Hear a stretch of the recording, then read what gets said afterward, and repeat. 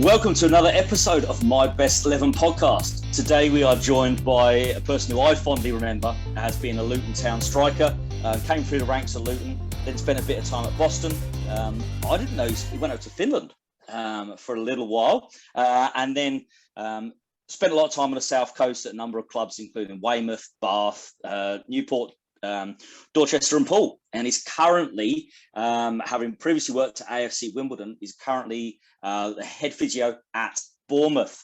We are joined by Stuart Douglas. How are you, Stuart? Yeah, I'm very good. Thanks for having me, guys. How does that sound as an intro? A bit weird, looking back on a bit of a short wrap. I thought you could have made it a bit better, actually. I thought you could have hyped it up a little bit more, but I'll take that. I'll take that. Marvin, would you like to respond to that? Yeah, but listen, I was going to say, welcome, Dougie. This is probably the most shy, reserved guy we're going to have on this podcast. Always like a little Aussie head. That comment there just sums him up in one. Like, you should have hyped it up. See? No, it's great to have Dougie on. Like I said, he had bags of confidence, and it should be a good one. Bags of confidence, but not much talent, eh, Marv? Say it again? Bags of confidence, but not much talent, eh? Dougie, you know what, right? I'll take confidence above talent more than anything because we go further in life, guaranteed. I'm telling you now. Listen, I guaranteed. People will probably say the same thing about me, and I ended up playing 440 odd games. I was massive on confidence, massive confidence, big thing confidence. What was your biggest asset, Stuart, do you reckon, as a player? When I played, I'd be able to run like all day. And it was really strange because I remember when I first came into the club, that was my first ever pre-season as a youth team player, and it was ridiculous. I remember coming home and not being able to move and having to sleep like hours in the afternoon just to try and recover. And I was like, I don't know if I can actually do this. It was the pre-season was ridiculous, and it wasn't pre-seasons nowadays. I look at players and they're so lucky. Everyone's got GPS monitors on. Everyone's working to their own heart rate. Where when we run, it was literally right. There's Warden Hills. You're going to run for an hour, and you have to get in within a certain time. And I wasn't that sort of person. I couldn't get up and down. I was more stop-start. So I was more like anaerobic than aerobic. So because pre-season was pretty much like a one-size-fits-all training routine regime for maybe 4 or 5 weeks, it didn't really suit me. And I was like, this is ridiculous. And I remember watching people like Telfer, oh my God, he could run. And later on the line, people like Matty Taylor, Terry Sweeney, who probably didn't make the grade, but had great legs, they could run. And then I would always be with the goalkeepers at the back, like thinking, what's going on? And me. Yeah, and Marvin, and the goalkeepers. But when it came to matches, on a match day, I could run and run and run because I was very much stop, start.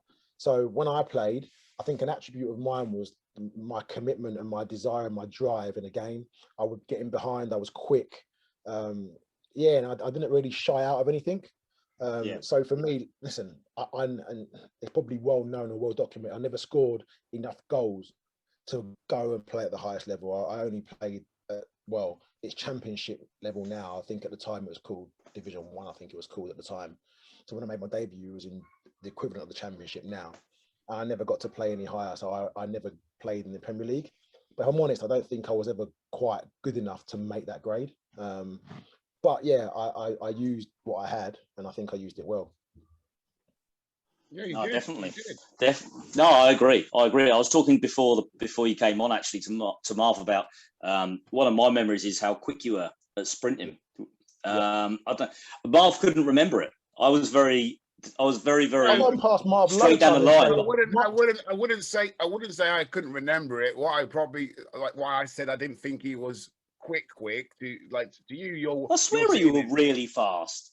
Yeah, but when you're the same pace, if not quicker than someone, like I was up there with Stuart. Stuart wouldn't run me. You couldn't run me. Do you know why I can't remember? Because I ran past him in training so many times it became the norm. That's why I can't remember it. Listen, trust me, if you ran past me in training, you'd end up stumbling on the ground because you wouldn't be getting far. I'd be clamping I would have you. got clamped. And back in them days, the senior pros would clamp you. Like if you meg someone or if you embarrass someone, you knew full well you were going to get it. 100%. You knew back then. How quick were you 100 meters? I used to run for Lee Valley, and then my closest athletics team was Haringey Borough when I was growing up. And I remember I used to do like run for my school and run for the county and that. And I think my quickest time I remember was, I think it might have been like 11.2, something like that. Wow. But that was when I was taking it seriously. I don't remember. I never got sub 11, but I got about 11.2.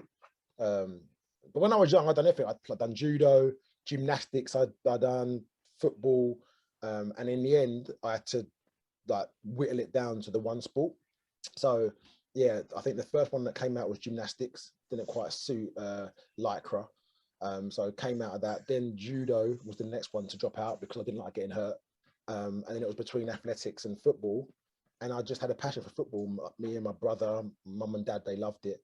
So it was perfect opportunity. And when I was growing up, Luton was a really good club. It had a really good reputation for bringing young players through. And Paul Lowe at the time, he was the one that scouted me. A guy called Paul Lowe, a guy called Colin Cardine, don't remember those two. So Paul Lowe and Colin Cardine, they scouted me playing for my county, which was Hertfordshire at the time, and Lee Valley, my district, and invited me to Luton. And I've been at Luton since I was young, since I was 10 years old. So playing Sunday League and then training at Luton. Actually, when I trained at Luton, it used to be when Kenilworth Road was the AstroTurf pitch. So we'd go there and we'd train in the evening because we could, it was AstroTurf.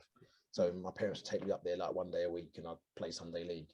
And I remember at the time Chelsea were sniffing around and Norwich were sniffing around. But because Luton were always so good to me, it made sense to stay. And I spoke to my family, spoke to Paul Lowe, and there seemed to be like a pathway into the first team at Luton, whereas had I gone somewhere else, it may have been more difficult. Listen, I may have broken into a first team somewhere else as well, who knows? But the pathway here seemed it was a clear route, a clear pathway to the first team, and they used to really nurture young players through. So I took the decision to stay at Luton, and for me, it was the right decision for sure. Yeah, no, I agree. It was a pleasure to watch you amongst a number of players. So yeah, we're going to get on to the main thing of the podcast is your best 11 players. Okay, yeah. So we'll start off with the goalkeeper. Those people who've never heard this before, the podcast before, what we like to do is Stuart will give us a few clues on the way, and those people listening in the car or whether out for a walk or whatever it is, guess as you go, and then hopefully myself and Marv will see if we can get it on the way. Formation first. Formation. Sorry, formation first. Yes. Formation. Sorry, I got ahead of myself. I have gone 4-3-3. I've gone. And one of the players in my team, actually, no, that's a lie. Two of the players in my team didn't actually play for Luton. That's right. It's not 11, it's your best 11. Yeah, it's my best 11. There are two that I've played with. Most of them people, the majority of my career was at Luton. So the majority of my team are from people that I've played with at Luton. But there are two that are outside of that group that I've always remembered. Right. So when we get to those, it might be harder for you to try and guess who they are. Hopefully, I know a lot of Finnish players. I'm hoping, Marv. I can tell you now, there's not one Finnish player in that list, just so you know. I don't know if I could pronounce any of their names anyway. Fabulous. So, goalkeeper. So there were two. So I'm going to give you the name of the one who I didn't go for, so you're not going to confuse yourself. So the one I didn't go for was Kelvin Davis. He was going to be one of the two. So Kelvin, when I was there, he was a year above me. So I played with Kelvin in the youth team. Marvin was saying he couldn't remember my actual group, my youth team group. So I was a first year apprentice. Kelvin was a second year apprentice. Then when we got into the first team, I think he might have got into the first team before me. So we had Ian Foyer in goal. And then who was the American goalkeeper before Ian Foyer, Marv? Jurgen Sommer. So when I was really young, it was Jurgen. Then Ian Foyer, and then obviously Kelvin broke into the team, and I broke into the team similar sort of time. And he was immense, Kelvin. Great guy, great character, unbelievable to have around the training ground. I really got on well with him, and his parents and his family were they were really good people. So he would have been one, but he's just been pipped by one other. So this guy will probably kill me for saying it, but when he was in the youth team, he struggled to actually kick. He couldn't kick that far. or if he did kick, he had like a banana foot and he would like scoop the ball off the pitch. Like, so he had to do a lot of work on his kicking, first and foremost.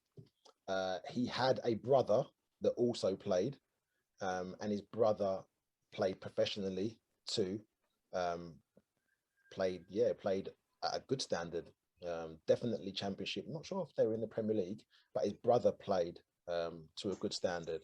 Similar age, brother slightly older than him, slightly older. And they are both from Luton. So he was brought up in Luton. So surely you should know now. Yeah, got it. Yeah. Andrew? No. It is... He's my age, so he was in Abbey. Nathaniel Abbey. Oh, Tanny Abbey. Yes. Yeah. His brother played for Norwich.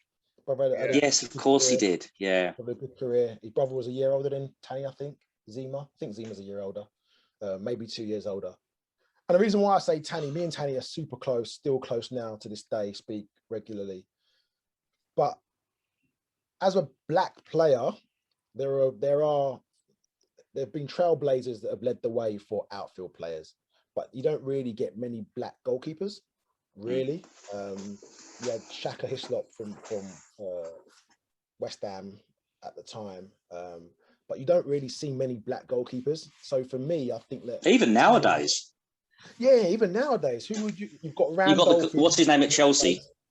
Chelsea just come in, yeah. Randolph, mixed race, who plays for Ireland, and I don't know where Randolph is now. West Ham, isn't he? He's gone to West Ham, yeah. He's gone to West Ham, yeah. He has.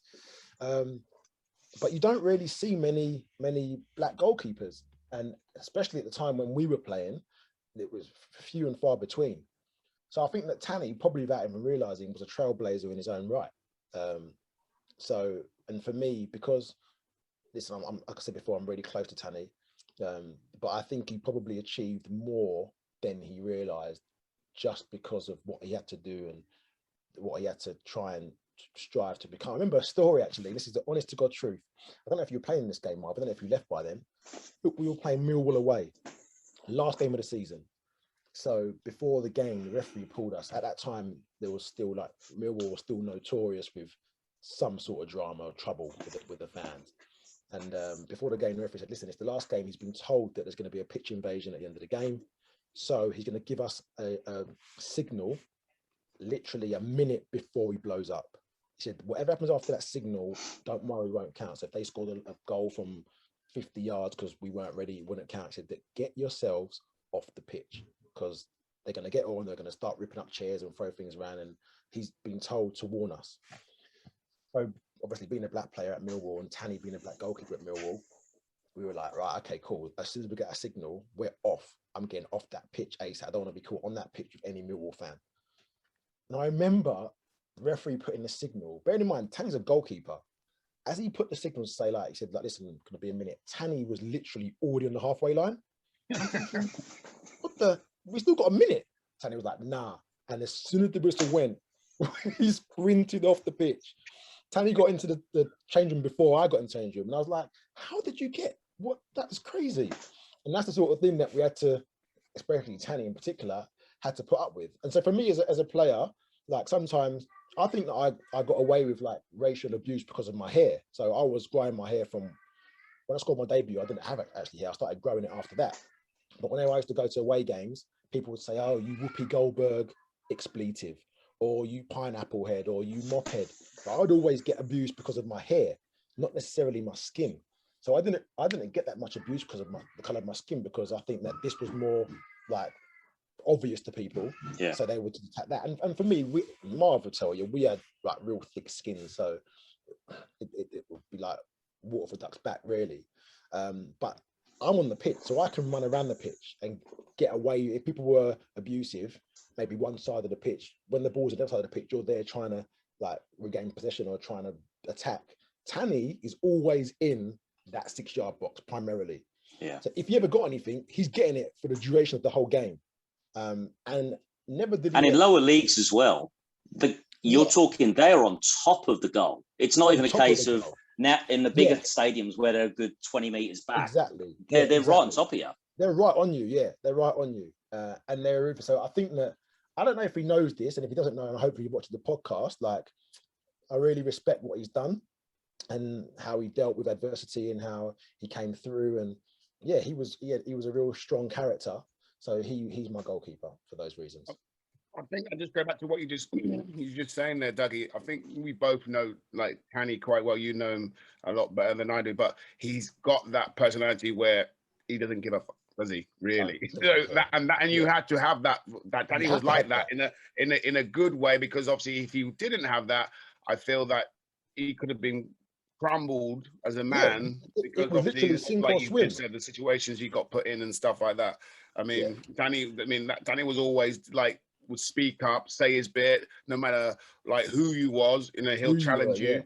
You know what? Sometimes he would talk too much. Yeah. Remember the old kit man George? Yeah, George Rogers. Yes.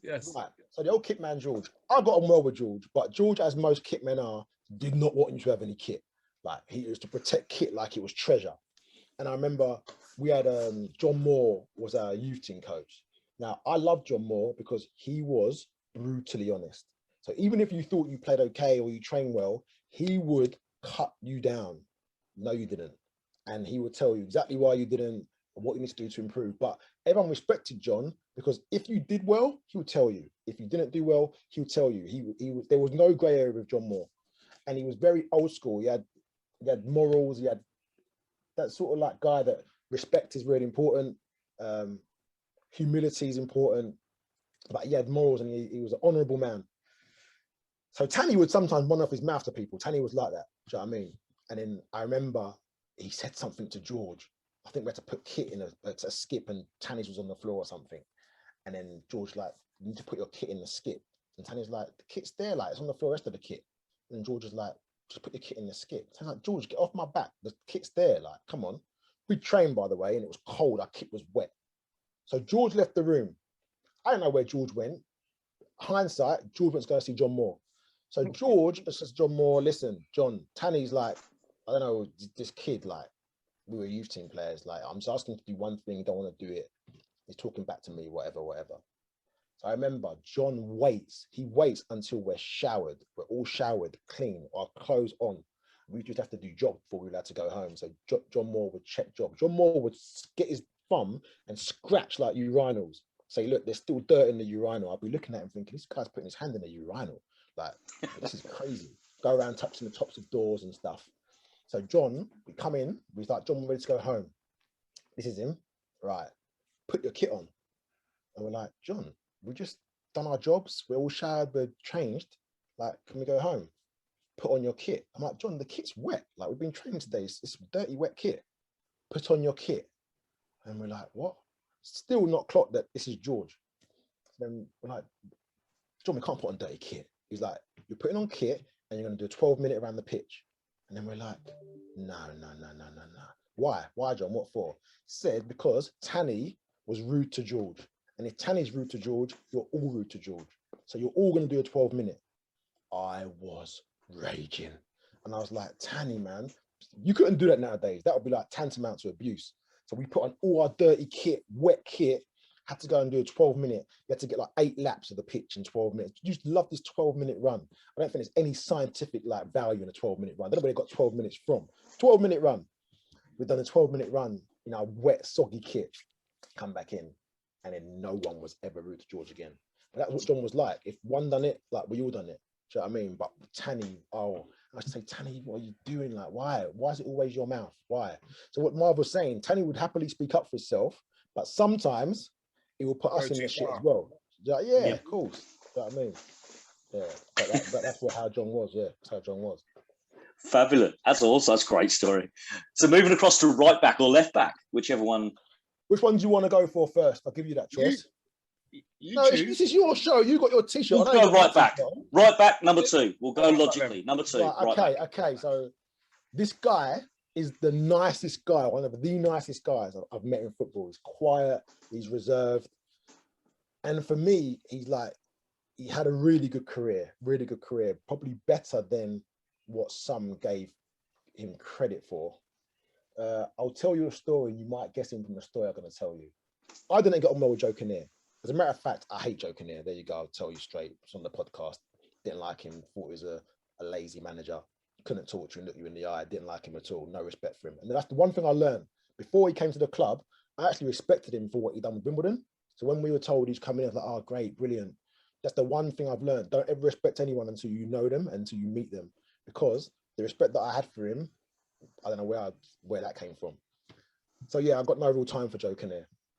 Anyway, this particular player, he would try and pass, right back, try and pass it. I remember one day at one game at half time, Joe come in, he said to him, listen, if you try and pass it again, I'm taking you off. You're not a player who can pass, you're a player who runs. So when you get it, you kick it long. That's all you do, you kick it long. If I see you try and come inside and pass it, you're coming off. You kick it long. That's what Joe Kinnear was like. Do you know what I mean? I don't know how you're going to get confidence, like a player going to get confidence in the manager saying that to him.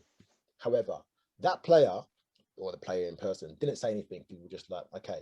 Well, if that was me now, I would have said, what are you talking about? Or if that was Tanny or anyone else, they would have probably like chirped back. But this player would never chirp back, would never. And I remember thinking to myself, like, you're too nice. Like, why are you so nice? But he had the last laugh because he got a good move. He played plenty of games in the Premier League and he won the FA Cup.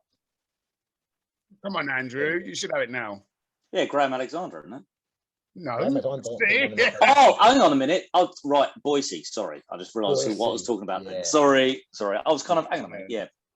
Grezza had left by then. Yeah, sorry, Emerson Boyce. Yeah. Emerson Boyce. I had Boise in my head as a centre back. I don't know why. I forgot he also played right back. Yeah, Boise, he was a quiet, he used to go about his job like just real quiet guy. Yeah. Like if you wanted it, always smiling and laughing. He'd be smiling and laughing. He'd be like, what are you smiling for, Boise? Like, what are you laughing at? Like always, like one of the most pleasant players. And a lot of football players, they get like, I suppose there's a reputation that will precede professional football players, where Boise had none of those like attributes. He was a very humble, hardworking, he's a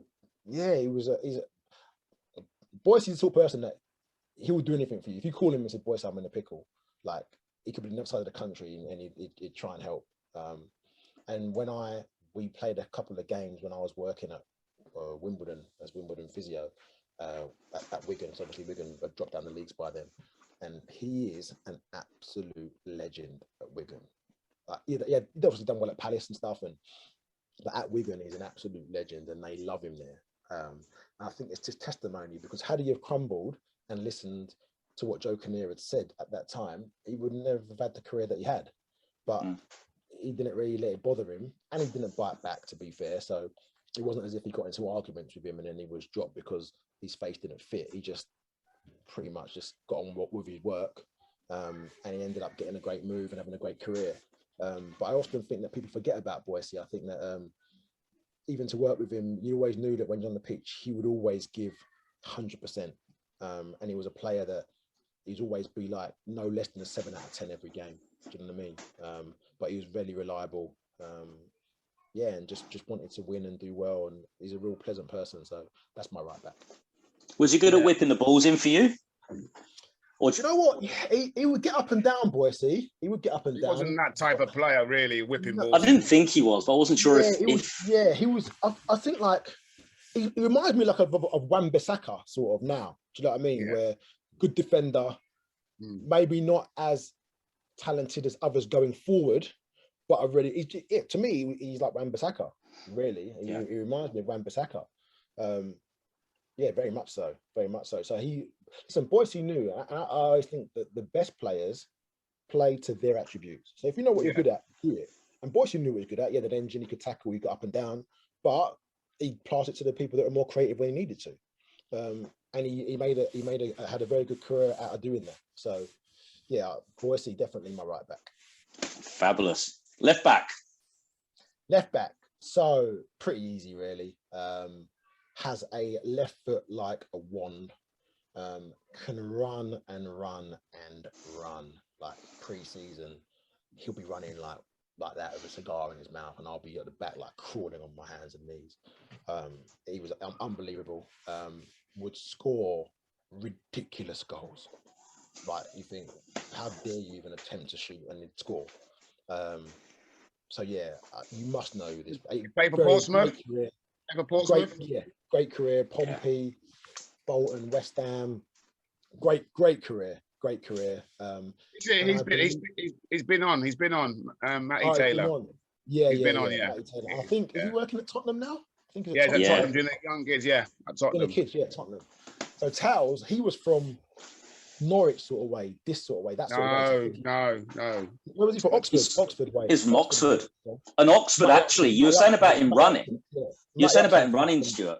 Sorry, you're saying about him running, Stuart. He actually said to us that he got kicked out of Oxford for being overweight. For being too big. Which is really strange because when he came to our club, he wasn't overweight at all. He was really slender. It was Matty Upson was from this. That was right. Matty Upson was from this, and he was from Oxford. So when he came in, he was younger than me. So I was already pro when Matty Taylor came into the club.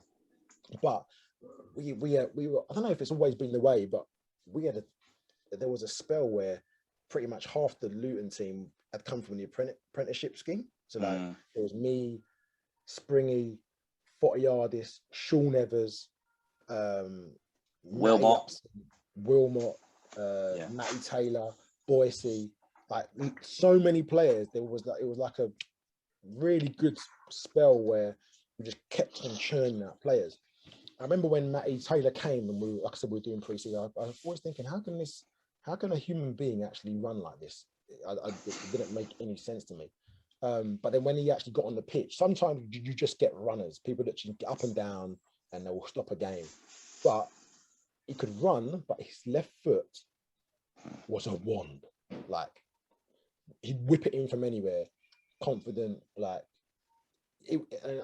I don't think I've played with a better left back just because he had the best of both. He could get up and down. He had an engine, and he had a ridiculously good left foot. His technique was great. And he wanted to win when he played. He was a winner, to be fair. He was 100%. So, yeah, my one is Matty Taylor. Yeah, he said when he was on here, he was overweight at Oxford, and they tried to say to him, we'll put you in goal. You'll be a goalie. What? Yeah. What, did he start running when he was told he was overweight then to get fit? What happened there? He must have done like a Forrest Gump and just never stopped running. He just said, he goes, no, I don't want to be a goalie. And he left. And he sort of like was just carried on playing. Then he said like locally, and then again, another name you'll mention, which I think a lot of players will mention, Paulo. Paulo spotted him, and I think Paulo's was at Liverpool last I spoke to Paulo. I don't know if he's still there. Yeah, I think he's still there. So Paulo got him to come over to Luton and to try out, and he like one of his little centre of excellence, and the rest is history. So yeah. He was a very, very good player. Very good player. Could be a bit chirpy. Tails could.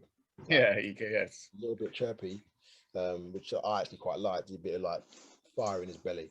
But he was a very good player. Very good player. Yeah, very good. So moving centre backs, either or, left or right. So I'm gonna go. This was a very, very good centre back partnership, and it was when I was young. So when I first started playing on the team, well, no, Trevor Peake was in the team originally, but by the time I was in the team, Trevor Peake's knees were in bits, and he couldn't really move around that much. But then I played a hell of a lot of games with this pairing. So what I will say is the pairing, one was black, one was white. So I can at least say that, so you've got an idea of the pairing. I'll go with the white player first. There you go as a clue. He would score a lot of goals for a centre half, like a surprising amount of goals for a centre half. And he had like this demeanor of like, he was like unflappable, like you couldn't get under his skin. I remember him just being like, just this super calm, laid back guy. Never really saw him get angry, never see him like shout or scream at anyone. He was just always very like steady and calm. And I used to think, I'd like to be like this guy. Like he had a bit of an aura about him at the time when he was at the club. That's what I thought anyway. I was young. I think that, wow, this guy's amazing. Great technique for a centre half. He was happy to take free kicks. He'd always be up there for like corners, but he scored a lot of goals. And he was quite, for the size, he was quite a big guy, like heavy guy, not overweight, but just thick set. but he could get about the pitch. Actually, he could get about a pitch. You always worry about those sort of centre halves who they're playing against smaller forwards. They might get like turned inside out, and he never really did. And You got it, Andrew? Yeah, it was a captain for us. Steve Davis. Yeah, Steve Davis, great centre half, really, really good. I think I was in awe of him. I was like, this guy. And Marv, he was always so calm, wasn't he, Marv? Yeah. Even when he spoke, he's just like this soft, like accent sort of thing. Yeah. And I still speak to Steve. I never really got to. He was always quite. He seemed like quite a. I don't know if he was intricate or shy, but I never got to know much about his family.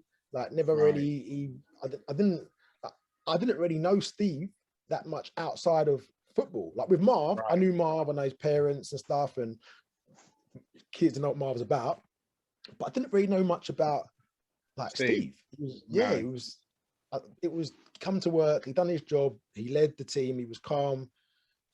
But outside of that, I didn't really know much more. But he had this, like, I thought he had a bit of an aura about him myself, personally. And he'll love that listening to this, because he does listen to the podcast. He'll love that listening to this. I used to like think going out there thinking, as long as Steve's out there, we're going to be all right. That's what I used to think. That's what I used to think. So that was that one. The other centre half had a good partnership with Steve. Very, very, very like mouthy. Would always talk a lot. Mitchell. No. He was a joker in the changing room.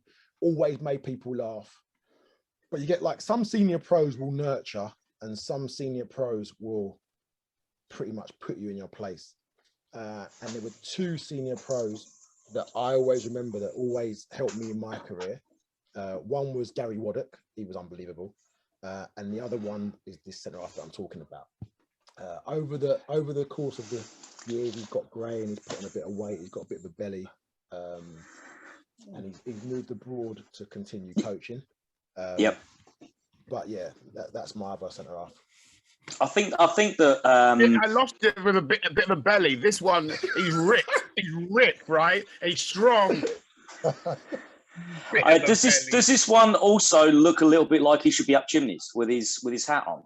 Do you know what? He's partial to a few like Peaky Blinder hats, I think. Yeah. Go on. Who are you gonna guess it? Marvelous Marvin. You've not even seen me. How can you say putting a bit of got belly? What's that all about? No, I just think that because you're living the dream in America, you've let yourself starve it. Well, I'm a total vegan now. I've not had meat for over a year. What about your bacon sandwich this morning? No. Seriously, are you vegan now? Yeah. Yeah, about over a year, Dougie. Yeah. Oh, over a year. Okay. Yeah. I'll take it back then. Yeah. That's it. He's gone abroad, going back to what you said. Listen, I've always tried to help most of the young players coming through, and like you said, I mean, we both our families know each other, and Stuart's mum and dad, and Bev and Joe and Scarlett, the sister. I mean, it was just a case of. For me, it was different because when you come into a club and like, especially at Luton at the time, there were some big hitters there, like obviously Mitchell. You had John Artson when I was a kid, so I was his boot boy. We had some like big names, and you either sink or you swim. But I think the ones that were able to swim were helped and had armbands that were senior pros like Marvin, or I say Gary Wadduck. Gary Wadduck, one of the nicest men I've ever met. And at the time, those sort of players would try and help the young boys come through, and you'd learn a lot from them, and they'd try and help you integrate into the first team. And you had to earn your stripes to be able to go into the first team change room and be one of the first team players. But players like Marvin and players like Wadduck, people like David Oldfield as well, those sort of characters, they were ones who you could go to and say, listen, what do you think of this? Or what can I do? Can I do better with that? And is my temperament right? Or should I go and speak to the manager, or should I not? And they were the players, because when you're that young and you start in this environment, you learn on the job. And when you learn on the job, sometimes you make mistakes, or sometimes you'd like to do things that you probably shouldn't do. And then you need that experienced head to tell you, not necessarily right from wrong, but to tell you how to address certain situations. And in certain times in the game, what you should be doing. I remember Wayne Turner used to always say, like, state of the game, state of the game, stage of the game, stage of the game. Where are you at? What should you be doing? And making the right decision depending on what stage of the game it was in. And I think that you learn a lot, through experience and through playing, but you need those senior heads to really help. And like I said, for me, Gary Wadduck and Marvin were the two that really helped. Wadduck's not in my 11, by the way, but he really helped me mature and become the player that I came, as did Marv. And you say you put Marvin, which I know he's very proud of, I'm sure. What would you say in terms of how would you classify Marv? Because obviously as a fan, I see him as the person who's on the pitch. So on the pitch, is he a ball player? Which player this will be interesting for his face. What ball player or what defender in the modern era would you classify him as? Who would you most liken him to? He's not been born yet. I don't really know. Marvin was actually, he's athletic. He was very athletic. He could run. He could head it. He was good on the ball, Marv. Like, good on the ball, and he was confident in the ball. So he wasn't one where you'd worry about. As a forward, I used to think there's certain centre halves that they're going to give me a chance, and I'll be able to get one. Marv wasn't one of those. Marv was very precise in what he'd done. He was comfortable in the ball. So Marv is probably the type of centre half that could easily play in today's game, because a lot of the centre halves nowadays want to pass it. Do you know what I mean? They don't. The old school centre half that would smash you like Wadduck, they don't really play anymore. But Marvin was never like that. Marvin rather take the ball down on his chest and play rather than smash someone. Do you know what I mean? Do you remember what's his name? The psychopath right back, James. Is it James? That Luton. For Luton. Yeah. What's his name again? He loved the tackle. Julian James. Julian James. Julian James. He was a psychopath. No, to me he was. What? To me, I used to think he had people beneath his floorboards in his house. I couldn't he was honestly, I just think this guy's nuts. But he would iron people out and love it. So I'd be I never could quite understand him. I just knew that in training, please be on my team, because if he's not, I ain't going nowhere near him. But then Marvin was never like that. Marvin was one where he wanted to play. So top of my head now, I couldn't tell you a player in the Premier League that I'd say he's like. All I say is he could fit that mold of a Premier League player today, because Marv wanted to pass. Do you know what I mean? He wanted to get on the ball. He wanted to make things happen. He was happy to. That's why I think I like playing with Steve and Marv, because both players wanted to bring the ball out and play. They were both comfortable on the ball, really comfortable, and they could go into little pockets and holes that other centre halves would be uncomfortable to be in. They were comfortable in those situations. They went and they were to attack. They were comfortable in that position. So I just think that when they played together, for me, it opened up more opportunities to go forward and play, because they wanted the ball and they wanted to play, rather than a centre half that wants to head it, kick it, fight you, but don't really want the ball, you know. And also as a fan, they're exactly what you want to see, because they're both of them. They get you off your seat. Yeah. As soon as you see them get past that first defensive or that first play, you're kind of hang on a minute, and they get you a bit more lifted. Yeah. So I'd say Marv was more of a ball playing centre half than a tackler. That's for sure. Fantastic. So what we're going to do there, and we're going to pause for a break, let Marv go and just calm himself down after hearing all of that. We'll hear a short ad from our sponsors, and then when we come back after the break, we'll hear the rest of Stuart Douglas's My Best 11.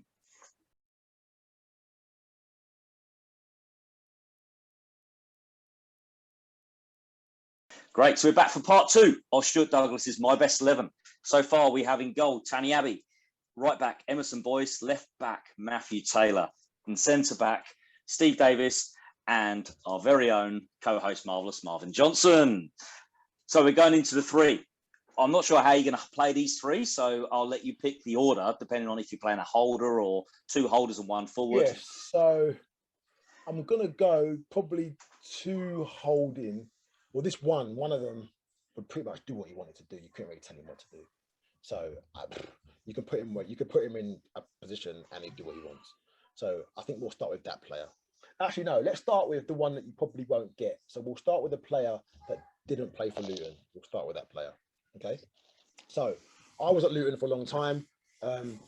Yeah. Joe Kinnear got me out. As you can see, I resent Joe Kinnear. But I was out. Dougie, hold on. Before we move on, hold on.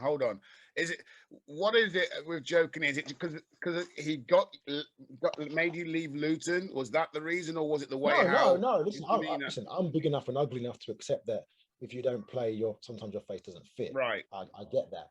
But when Joe Kinnear took over, we had Ricky Hill had come in, and then Ricky got relieved of his duty, and then eventually we got Joe Kinnear came in, and that season was the season that we went down. I think had we have stayed up, Joe Kinnear probably wouldn't have treated the players as he did. But because we went down when Joe Kinnear was the manager, but he had the players that were primarily from Ricky's tenure. So I think that Joe Kinnear just wanted to distance himself from those who were there prior to him, to say that, well, they weren't my team, and even though we got relegated, it wasn't really my relegation, which I understand that. And then people like Springy, Matty Taylor, I'm not sure about Emerson, but they had an extra year in their contract. I had another year in my contract, or a bit more. And I went out on loan to like Rushden, I went on loan to Oxford just to get out because he wasn't playing me at all. I haven't got a problem with not being played, but when you're taking me around the country as 19th man and I'm sitting in the stand at like Hartlip or wherever else it is, listen, I've been in the club long enough to accept that I'm not your plan, it's not a problem. But then why are you trying to take me all around the country and just like trying to force me at the club? And that's what I didn't like. I also didn't like it if you speak to someone, they can't look you in the eye. They're like shifty people. I don't like shifty people. Rather you look me in my eye and tell me straight. John Moore would look you in the eye, he'd tell you straight. Whether you liked it or not, he'd tell you straight, and you respect that. When you spoke to Joe Kinnear, he couldn't look you in the eye. So you speak to him and he'd be looking at the wall or looking elsewhere or looking at the racing post, whatever it may be. Do you know what I mean? He wouldn't even look at you.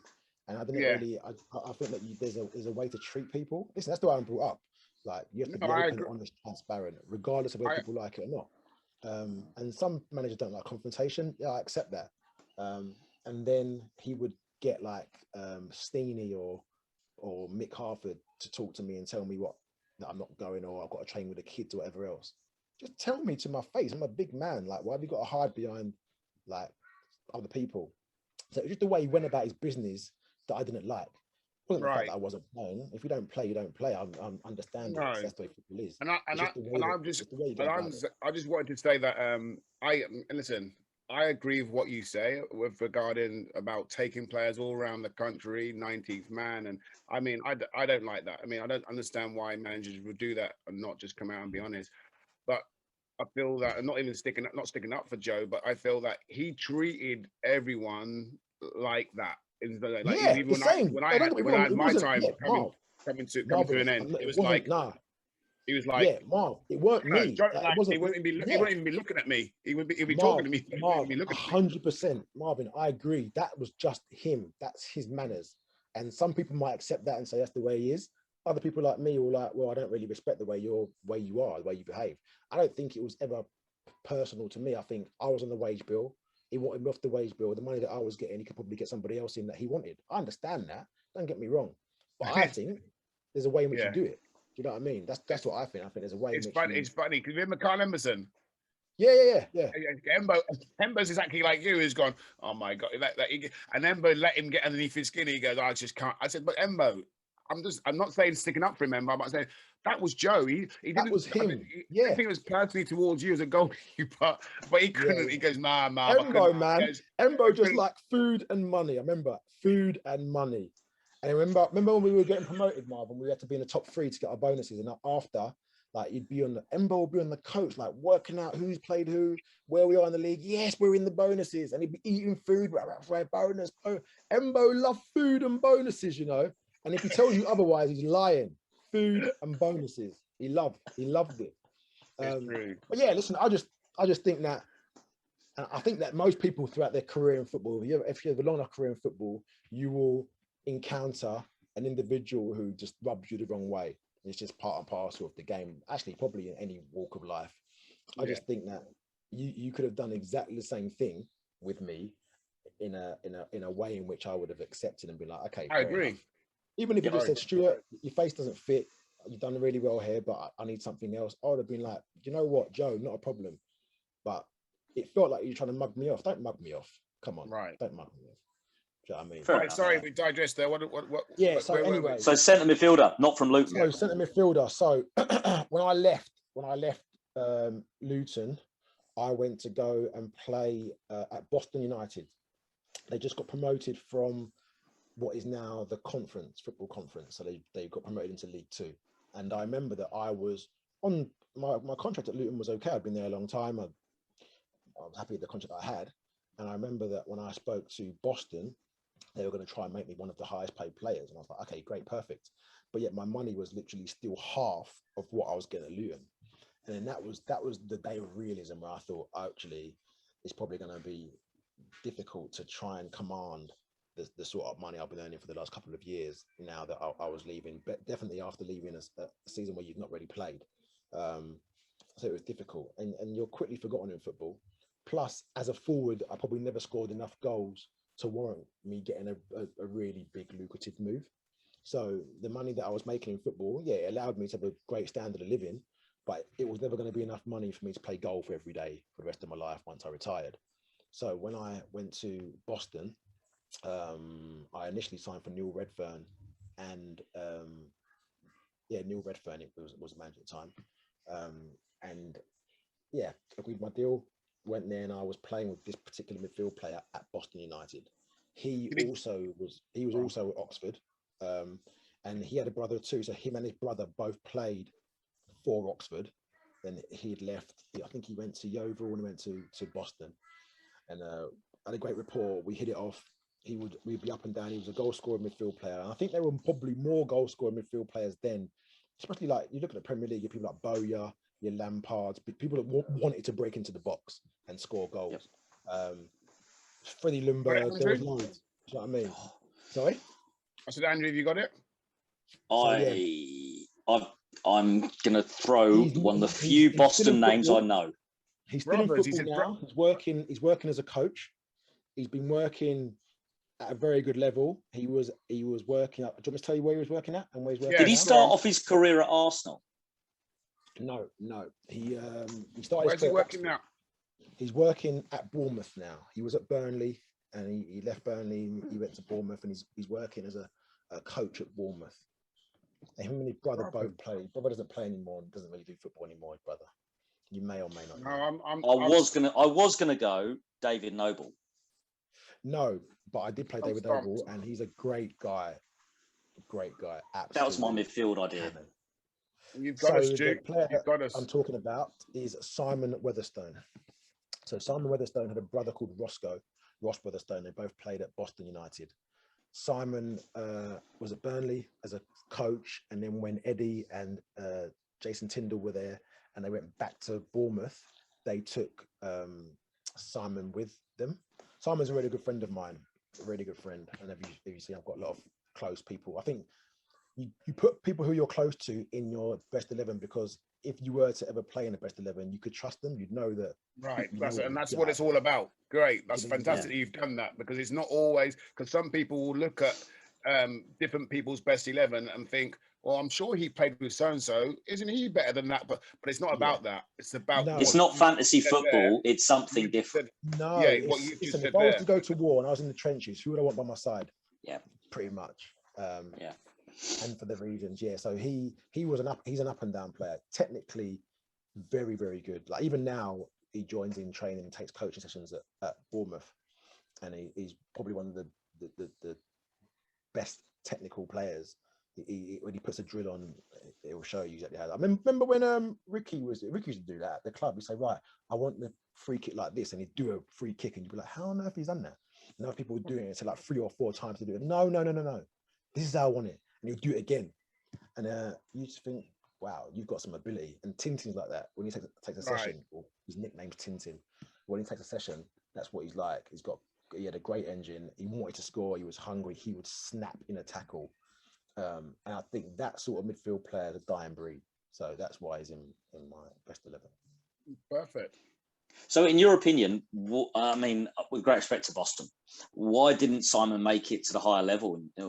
Was it injuries? Was it, if you rate him highly, personality-wise as well? Yeah, he was at Oxford. He played at Boston, done really well at Boston. And I think that when he was there, they were plans for Boston to go try and go places. Then Steve Evans came in. I played for Steve Evans for a year. Now, Steve Evans, that you'll get characters. Joe Kinnear is a character, different type of character. Steve Evans is very much not like, I'm not saying he's like Joe Kinnear, but he's Marmite. You either love him or you hate him. Is he the ex Crawley chairman? He was at Crawley as a manager. He's at Gillingham now. Oh, that was it. Crawley as a manager. Yeah. I know you. Yeah. So I got on actually really well with Steve Evans, and I still do to this day. I'll see him, I speak to him. So I think that different types of characters get on differently with different types of manager. So my character has always been the same. Like Marvin said, I'm outgoing. I'll speak my mind. I'm confident, and this is the way I am. I think I've got a degree of humility, and I don't take myself too seriously. But I didn't get on well with Joe Kinnear.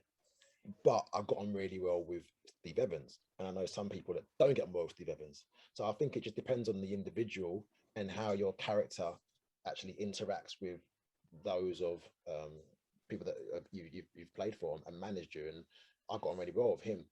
So when he was there was plans for Boston to go places, and we were doing quite well. And then I think the money came out of it. And I think there was some money that I think the chairman that came in ended up that the finances didn't quite add up, and you know what it's like, the typical story that you get in football with football ownership. It didn't quite work out. And I think that with Tintin, Sam Weatherstone, I think that he, like myself, quickly realised that he probably had a limited time to make the money that you'd like to make playing higher, to enable you to have that standard of living without having to do anything else. So he really concentrated on his coaching. So went into coaching quite young. So and myself and him, we both transitioned out of playing into him coaching and me doing physiotherapy.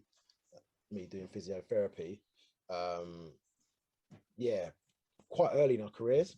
So he dedicated a lot of his time and effort into getting his coaching badges, which he done. Then he done a lot of work. He worked under Dicey, and initially Dicey was at Burnley at the time. He was at Burnley anyway. I think it was Dicey, yeah, and he pretty much like was shadowed them and done his apprenticeship there. Worked with Eddie Howe and Jason Tyndall, and then has been working with her since. So he's probably had his Premier League career as a coach rather than as a player, because he decided to make that step and that transition probably earlier on in his career. But yeah, I think he was good enough to make the level. It just, you need to have a degree of luck. You need to play the right game at the right time, be seen by the right scout or the right agent or the right head of recruitment at the right time, and maybe the stars just didn't align for him. There is still a lot of luck involved in football. I think that there are players that are good enough to make the level that may not, just because they haven't had that bit of fortune. And I think there are other players who have played at the highest level that actually may be fortunate to do that. I'm not begrudging those people. I think that those who work their nuts off may not have the ability, but have the determination and desire, they deserve it just as much, you know. So, but he was a good player, really good player. Excellent. Dougie, just going to touch on quickly there. I heard you say about looking to early get into thinking about life after football, and the physio. We're getting into a bit more of that later, where you are and stuff. But what was it? What made you get in? Like think that way about getting for me, and I don't know if you've done this. Now you've mentioned it, I'll say it now. So I've got my manager that I have, but I also want to put the physio into this. Who would be my physio for this 11? Okay. And the physio for me was I'm sure you knew him, Bruce Sewell. Bruce Sewell came to the club. He was an amazing person. He would do anything for anyone. The most selfless person I've ever seen. And he had contracted motor neurone disease, and being involved in football, I had a lot of injuries, primarily hamstring injuries. Most players who sprint, you accelerate and decelerate, generally will injure their hamstrings. So I used to get quite a few hamstring injuries, and I've had good and bad physios, and Bruce was one that is the way in which he worked and his mannerisms and his ethos and just his being, the way he was, his karma, his energy, his vibe, it resonated with me. And I think he's one of the best physios that I've ever worked with. And it was more through him.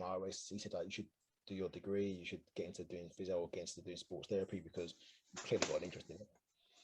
So I did. So I started doing sports therapy. The PFA were letting players do courses in the off season. So you could do like a part A and a part B, management of injuries in sport, and you do it in the off season, and you'd go back, you learn at home and do like online learning, and you go back the next year. So I done that because it enabled me to play and continue studying. Then he contracted to motor neurone and passed away, and I said that I wanted to do my degree more to dedicate it to Bruce more than anything else, because he was always the one that was pushing me to do it, and he was a real like advocate of studying. My parents have also been like that. They've been like, education is the most important tool, gift that any person can have, and we're in a country that we're fortunate to be given that. We have the opportunity to study for free as kids, and I don't think kids realize that a lot of underprivileged people in countries don't have the opportunity to gain an education. And over here, people see it as a chore, where in other countries it's a privilege. So my parents have always been that way. They've always said, if you can educate your mind, then whatever room you walk into, people might look at you in a certain way. You know that you can stand, hold your ground, hold a conversation, and that's what I've always like had instilled in me from young, from my parents. So it was a natural progression to try and do my degree. That was a catalyst. What happened to Bruce was a catalyst. And I don't know if you remember Andrew Barr. He was a player on the youth team, signed pro, got injured, had a lot of injuries, went and done his degree while I had my career. And he has gone clear, by the way, Barr, like crazy. And he was another one that really inspired me. I spoke to Barry a lot. So just seeing what Bruce and how Bruce was, seeing what Barry achieved, for me, it was a natural progression, and I knew that it would always allow me to stay within the sport that I love. Because listen, Marv, you're in America, but you're still involved in football, and a lot of people are involved. Like we spoke about, Tintin's coach at Bournemouth, Matty Taylor, is a coach at Tottenham. A lot of people stay in the game because it's in our blood, but coaching wasn't really for me. So I just thought, I would like to. The human body always amazed me anyway. So yeah, it was a progression that I thought I would take. And what sort of physio would you say you are? Because the reason I say that is because just reflecting on what you said about Bruce was like he said, a wonderful guy. And I mean, I had a few injuries, like hence again what you said about the hamstring. I tore my hamstring, but Bruce was one of those first physios I came across at Luton where you didn't want to be injured. You didn't want to be injured, and that's because you knew he worked you. You wanted to get away from him, right, and get fit as early as possible. And it's the way how I feel it should be. Because some days, pros, do you know what? I'm going to take a day off there now. And you knew some people who were injured and they weren't really injured. They were maybe slightly hungover, and you're thinking they're just getting a rest. But if they had Bruce, you know what? Okay, what's wrong with you? Okay, let's go. We're going to run. Let's go there. Let's see it. And that's the thing which I loved about Bruce. He worked you. Yeah, Bruce was. So for me, it's difficult when you're a physio because you have to really, the way in which you plan your day, you plan a rehab session, has to an extent, can be dictated by what the manager wants. So some managers say, "Oh, I want the player in first thing in the morning, and I want them to leave last thing because they're injured."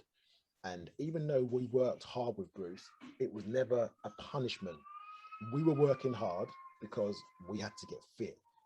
I never once thought I was working hard because the manager has told him to work me hard or to keep me. It was never the case. It was always, listen, you're working hard because this, and this. And this is why we need to do it.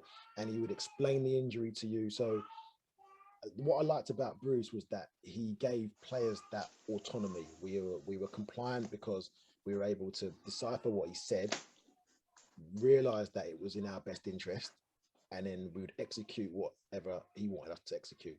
And like what Marvin said, sometimes, the majority of the time, it was tough. You worked, but you also knew that when you were fit, you had that confidence of knowing, well, I've been through what I've been through, so I'm going to be right back on the pitch. I'm not going to break down.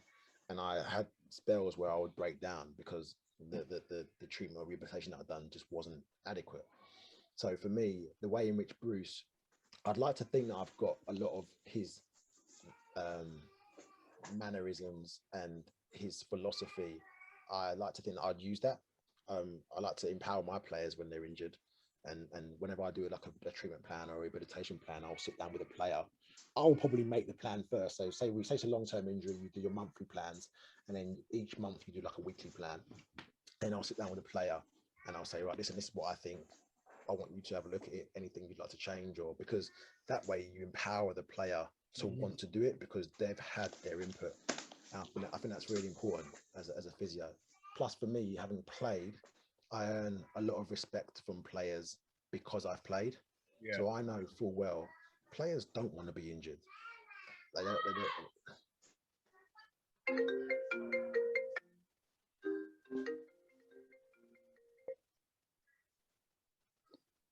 Pretty good.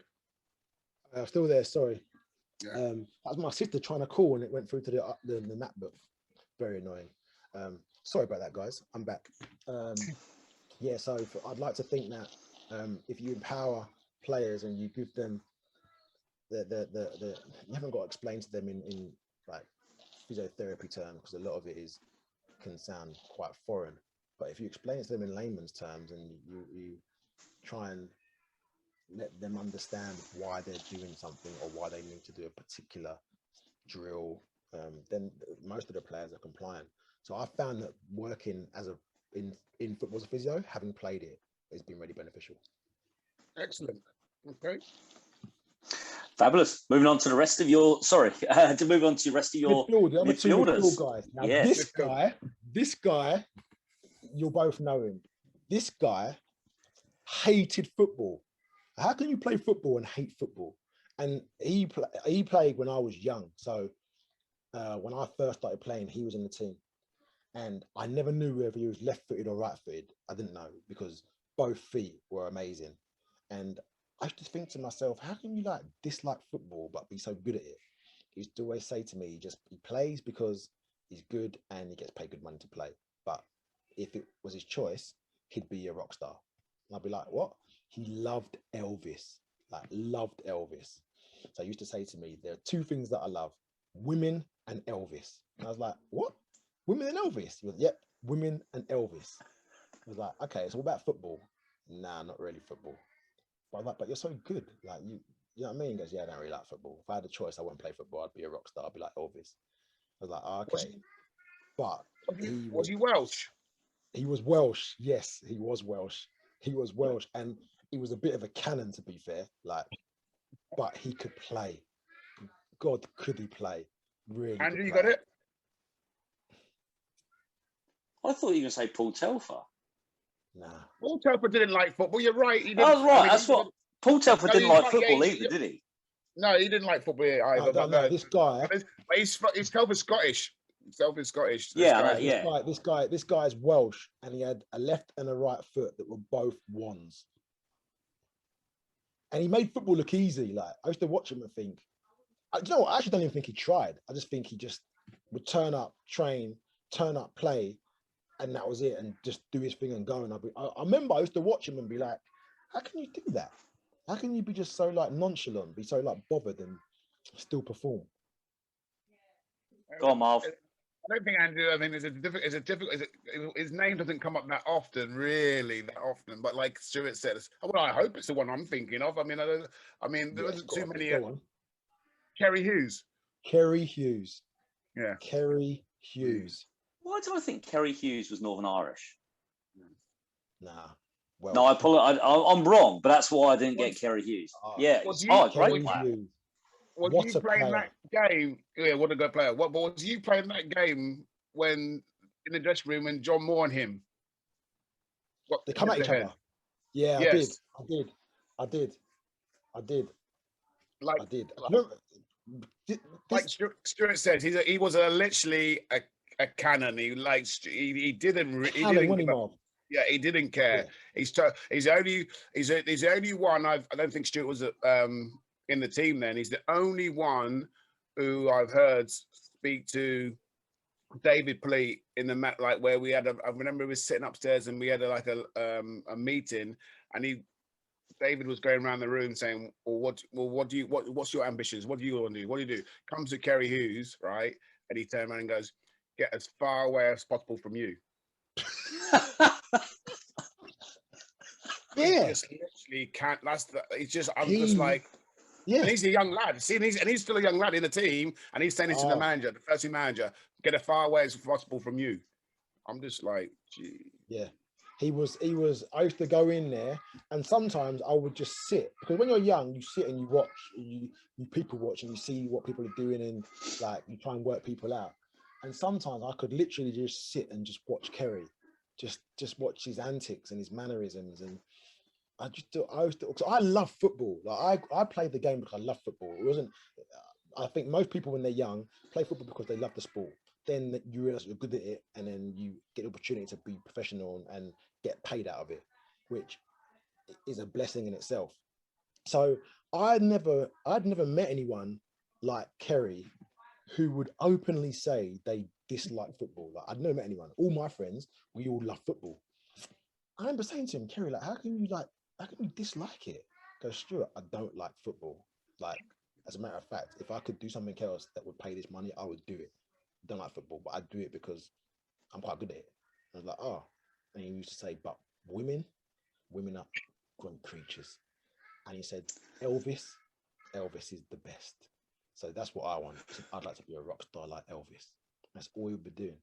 And I'll be like, wow, like he was so good. Didn't he make the game look easy, Marv, as well? Like he make it look easy. Both feet, you're right. Both feet, left or right. Both feet, left or right, just comfortable. So yeah, he's my midfielder. And I'd probably say he could play where he wants. He could hold. He could play where. But he was a passer. He was a passer, wasn't he, Marv? Yeah. He was a great player. I remember he used to love the curtains, the dark curtains. Yeah.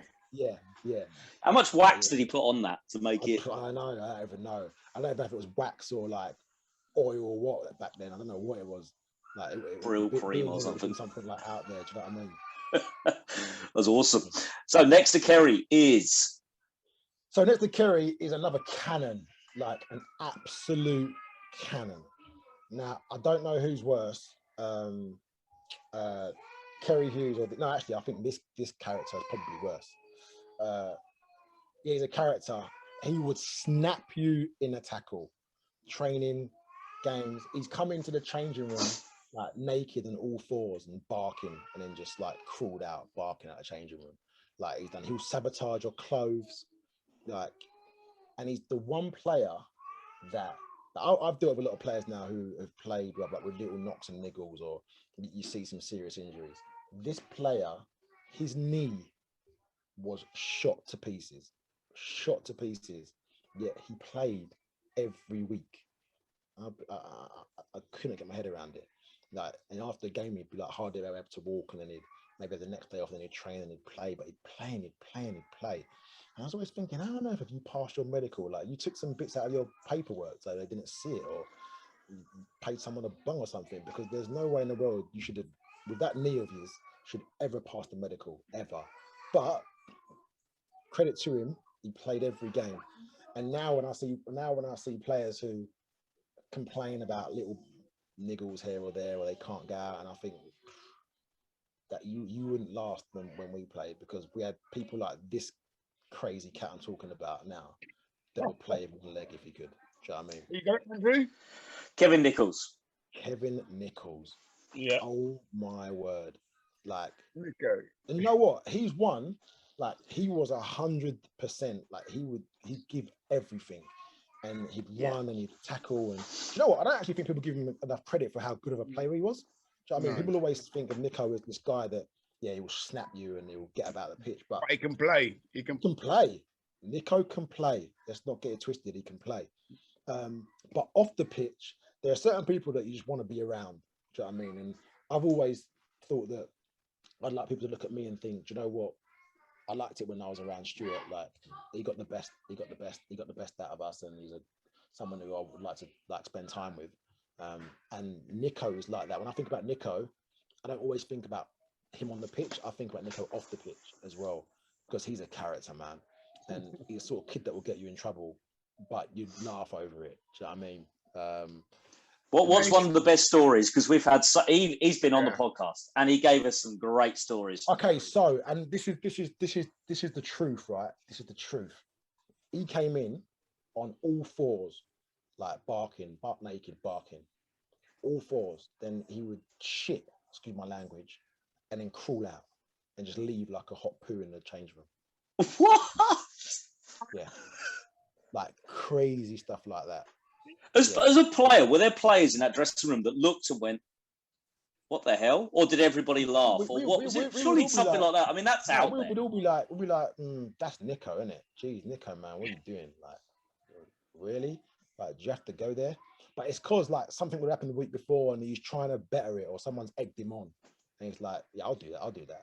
And they were like, nah, Nico, we're only joking. No, I'll do it. And then he'll do something like crazy. And then be like, Nico, like, what are you doing? Do you know what I mean? Like, he's that nuts. He's nuts. The kid is nuts. But he was always with a smile, and like he always made people laugh, and he always wanted people to feel, do you know what I mean? He was never doing anything. It was never showing off. Do you know what I mean? It was never that. It was, this is Nico, he's a cannon, but you will crack up and you're going to want to be around him. And that's what he's like. Do you know what I mean? That's what he's like. But as you say, very underappreciated as a player. Yeah, because I think because his character was so big, and because Nico's larger than life, and like I said, you'll get around the pitch and he'll snap you and he'll work hard and you'll rat around.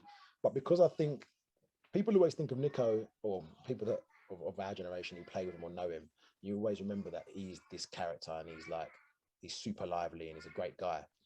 But I think because of that sometimes overshadows how good he was as a player. So I think if Nico didn't have the character that he had, or wasn't as like lively and loud as what he was, maybe people would appreciate his football ability more.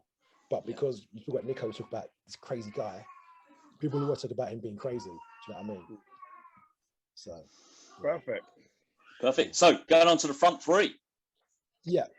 So the front three are let's go with, I'm gonna go with the one. This is the second player who didn't play for Luton Town. Right. So when I first started playing, I made my debut when I was like 17, and then I was playing in the team, and it was at the equivalent championship at the time. And obviously being in the first team at that sort of age, people start to look and become aware of you. And I got called up for England under 19s, under 80s or 19s, I think it was. And then there was only me and this guy were the only two players outside of the Prem. That's at the top flight. Everyone else was Prem. So we had people like Marlon Brooms, Jamie Carragher, Cassidy at the time, David Lucas in goal, Richard Wright, another goalkeeper. So yeah, it was a good team at the time that we had. I remember a guy called Marlon Brooms, used to play for Blackburn. Yeah. He was in the team. So we had a good like under 18 team. But those boys that'd been to England before, they're all Premier League boys. Or was it the Premier League at that time? I think it was the Premier League. Yeah, it would have just been, yeah. turned Premier League at that time. So they had been in the team before. They'd been on camp before. This was like a training camp to get together. So when me and this lad came along, we were, I'm not saying outsiders, but we'd not been on the camp before, and we didn't know anyone, and we weren't like prestige like they were, because we were in the Championship at the time. And I actually think that he was in a league below the Championship. He might have been in the league below at the time, the club that he was at. So he was at, when I went there, I was at Luton. He was at Carlisle when I went there. And there, he was meant to be like this whiz kid from Carlisle. So me being me, I was like, knew most of the other lads that were there, didn't know anything about this kid. So we turn up, say hello, and all get chatting and stuff. And then people sort of like get clicky to go to their group. So me and him would roll together because we knew we were the ones who were in the Prem. Anyway, that was the neat. So we got there in the afternoon. We didn't train that day, so we got there too late. Had dinner, I went to bed, and we trained the first thing in the morning. So I go training. I'm quite curious to see like the standards I ain't been there before. So went to the standard, went to good standard. But this lad, everyone. So I thought, you know what, I've got to be on my A game, because this is the first time I don't want people looking at me thinking, what's this guy doing there? So I was like on it, trying to do what I could do my best. Like, I thought I trained the right. This kid, where I was trying to think hard about doing the right thing, this kid was like he was playing in the park, and he was ridiculous. And I remember he scored an absolute banger. Everyone was like, who is this kid? No one knew who he was. And he was quite quiet at the time. And this is the only time I played. I've seen him in my journey. You know, I never played with him again. I only played with him for England when we was away, and a couple more trips went away. I played with him. So did he get a move? Did he get a move? Because I don't think me and Andrew. He got a move immediately. So he left and he got signed by Blackburn. Blackburn signed him from Carlisle. Had a good career at Blackburn, but had a lot of injuries in the end. So injuries stopped him from being the player that he should have really been. I've got a name. I don't know if he's too old for you or too young. I'm thinking of Reed, Stephen Reed. No, because Reed grew up playing for Millwall, and we played against Millwall. That's right, it was Millwall. So he played for Millwall with like Tony Warner and Lucas and Bertrand. I remember. Moved to Blackburn. Yeah, moved to Blackburn. He was at Carlisle. Kevin Gallagher? No. And you might, I think he might still be involved in football as a coach, I think. I'm not too sure. Very good player. For me, anyway. I just remember that. Where else was he apart from Blackburn? Yeah. I can't remember where else he went to Blackburn. I can't remember. I can't remember. He's always been up that sort of way. He never came down south, I don't think. If I remember correctly. Or did he come down south to one club? I just remember him having a career at Blackburn. And I remember he was blighted with injury, always injured. No. Go on. Matt Jansen. Yes, he was he was amazing. Yes. Matt Jansen. He turned up playing this scrawny, skinny kid from Carlisle, and I kid you not, he was ridiculous. He got a couple of England caps. Did he? I'm pretty sure he did. Where did he go after Blackburn? Did he go Palace? Yeah, he went somewhere. I can't think what it was where he went to. I can't remember where he went. I knew he went Blackburn. Blackburn, a big move, yeah. But he went somewhere else. He went somewhere else. Yeah, he went Palace and Bolton. Palace. He did go Palace, didn't he?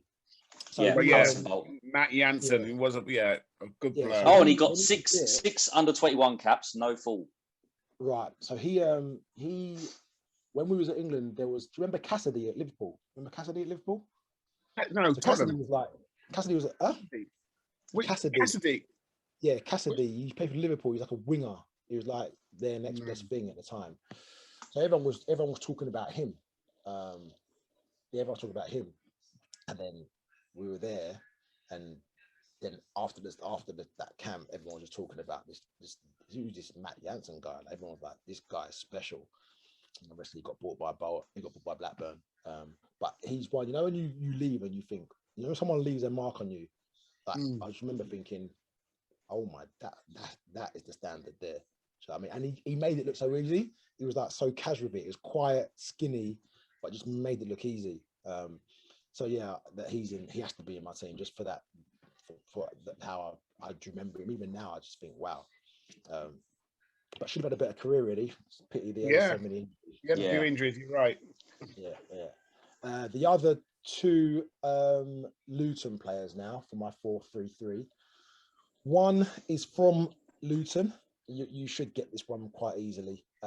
Played for his country in the Youth World Cup.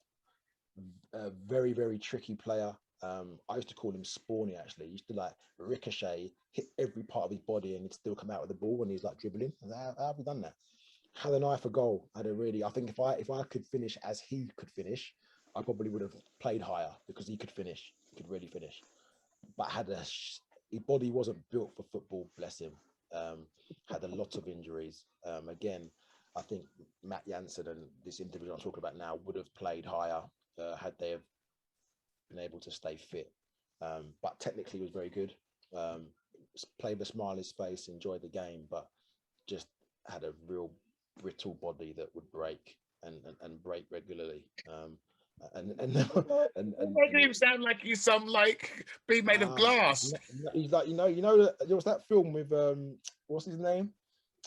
Samuel L. On the train thing. Unbreakable. Yeah. Unbreakable. Yeah, Unbreakable. Yeah. That's Unbreakable. him. That's him. Like he's like Mr. Glass. Seriously, he's like Mr. You got Glass. it, Andrew? You got it? Like what? 40-yarders? No. Well, you could have categorized him in there. Yeah, he could have, but 40 was probably more sturdy. I think 40 was porcelain, and this guy was glass. I'll say 40-yarders was always injured. Who else was always injured? No, around that time. Showler? No, not Showler. Not Showler. Liam George. Liam George. Liam George was always, it wasn't like little muscular injury. He would break an ankle or he would break a bone in his leg. Like he had big injuries, Liam, like big injuries. And you just think, you look, there were two people in my career who I looked at and I thought, you are very, very good players, but your body just won't allow you to play. Liam was one and Aaron Skelton was another. Those two players, like they would always break down and they were talented players, like super talented players, but their body just wouldn't allow them to play. So Liam, I think, played in the World Cup for Ireland under 19s, I believe it might have been. They won the youth cup. He was with, what's his when name? Dreadlocks, yeah. Yeah, he was with Keane. Put up front with Keane. We played in this. Huh? He put up front with Robbie Keane and all that. Keane, yeah. So we grew up together, me and George. We played in the same youth team. I was a second year apprentice. He was a first year apprentice. And remember I was saying earlier on that there was a spell where there were just so many players getting put through. It was like a machine, a well-oiled machine. So from his group, there was Liam, there was Matty Upson. Matty Upson, you know, didn't actually play a first team game for Luton before he went to Arsenal. Never played a first team game. You know that? He did. We had him on. He played a first team league game. Yeah, I was making fun of him, didn't it, Andrew? It was I'm sure, because we used to always say to him, "Yeah, how can you get moved to Arsenal and played no league games yet?" He come on as a sub. He never started. All right, did he start a league game? Nah. No, didn't start. He come on a sub for about Matty, 2 if you're minutes. listening, I take that back. You've got to move to Arsenal without starting the league game. I don't know who your agent was. I wish I had your agent. Tell you that much. You know that Matty Upson scored in the World Cup. Do you know that? Yeah. He scored in the World Cup, you know. If that's what I'm saying, if you would have paid some interest and listened to some of our podcasts, like Artson do, you would have realised. Now that I know that you're a professional outfit, I'll listen to them. I just wanted to make sure that it was a professional thing that you were doing. Now that I know it is. Funny enough, because when he started going about like his Luton career, Matty Upson, I went, you can't listen. With all due respect, Matty, I said you can't talk about a Luton career. Coming on as a sub, right, for 2 minutes, right, when you did, is not a Luton career. Didn't he come on for a sub for you, Marv? For me, Oh, was it? Who was it against? I can't think who it was. But it was funny. You should have known. Grimsby. Like we said, we've had that many. Grimsby. You know Grimsby. Okay. Isn't Liam George a physio as well now, which is interesting? So basically, talking about his body being breakable. Yeah. So I think that he, like myself, he had that's a lie. Let me rewind that. He had a lot more injuries than what I had. I had injuries, but he had a lot more injuries. So he must have thought about doing physiotherapy because he had enough injuries in his career, and he obviously had the knowledge of how to rehabilitate and get through them himself, and his experience being injured and being a professional would bode well for being a physiotherapist. So it was initially Andrew Barr took the path first because, again, injury stopped him from having his career, so he went down that route. And then, to be fair, Barry was an inspiration to both Liam and myself because he was done so well and he was so successful, and Barry's very thorough in what he does. He's a world-renowned physiotherapist now. Actually, I think he's a doctor. If you look in America, he's like Dr. Barr. And he'd always give Liam and myself advice. Liam's career ended before my career, so he took his physiotherapy path a year before I took my physiotherapy degree.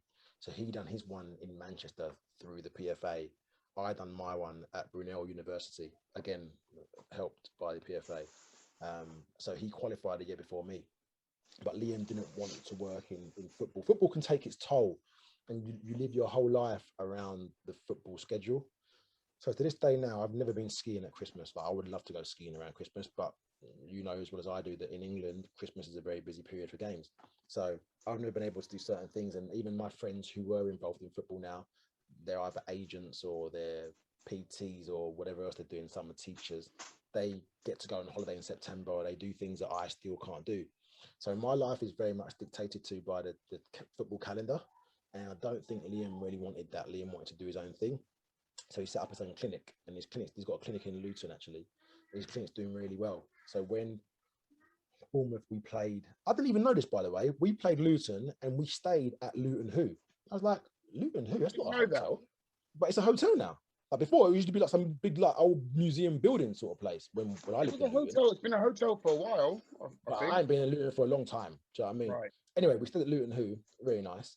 And then I went to go and see Liam. So I left the morning of the game, had breakfast, drove to Liam's. So I drove my car up so I could stay in London rather than go back to Bournemouth. I went to see Liam, spoke to Liam, saw his clinic. His clinic's really nice, doing really well. And I'm in a group with Liam. Actually, I'm in a group with me, Liam, Andrew Fotiadis, Sweeney, Andrew Barr, Richard Clark, Robbie Keane, and Russell Laws. We've got a WhatsApp group that talks to quite a lot. I've spoken to Lawsy. Oh right, yeah. I mean, on Facebook or on Twitter. Yeah. So we're in the group. So I still speak to those. So, but Liam was a very good player, very good player. Like I say, whether it was Spawny or whether he knew what he was doing, I don't even know. To this day now, I don't even know Marv. I don't know if half the things if he meant half of what he done, but 90% of the time it will come off. So you must mean it if it comes off so many times, right? But if he's watching this, Liam, you didn't mean any of that. That was lucky. Listen, to add on to what you've just said there, listen, there's many players who have come through Luton, and I would say I agree with what you've just said there. Like Liam, if he didn't have his injuries, I think would have gone on and played like at the top level, because the sort of style of game what he had, it was very trickery, very skillful, and there was players like that in that day, but that was Liam's game. Do you know what I mean? And it stood out more so because obviously he was that type of player. There wasn't a lot of those players around.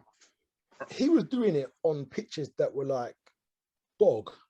Yeah. Do you know what I mean? Like back in the when we played, we didn't have this Deso pitch, like half synthetic, half. The pitches that we had were mud with a little bit of grass often. Do you know what I mean? And when you play at pitches that were quite nice, it was a rarity.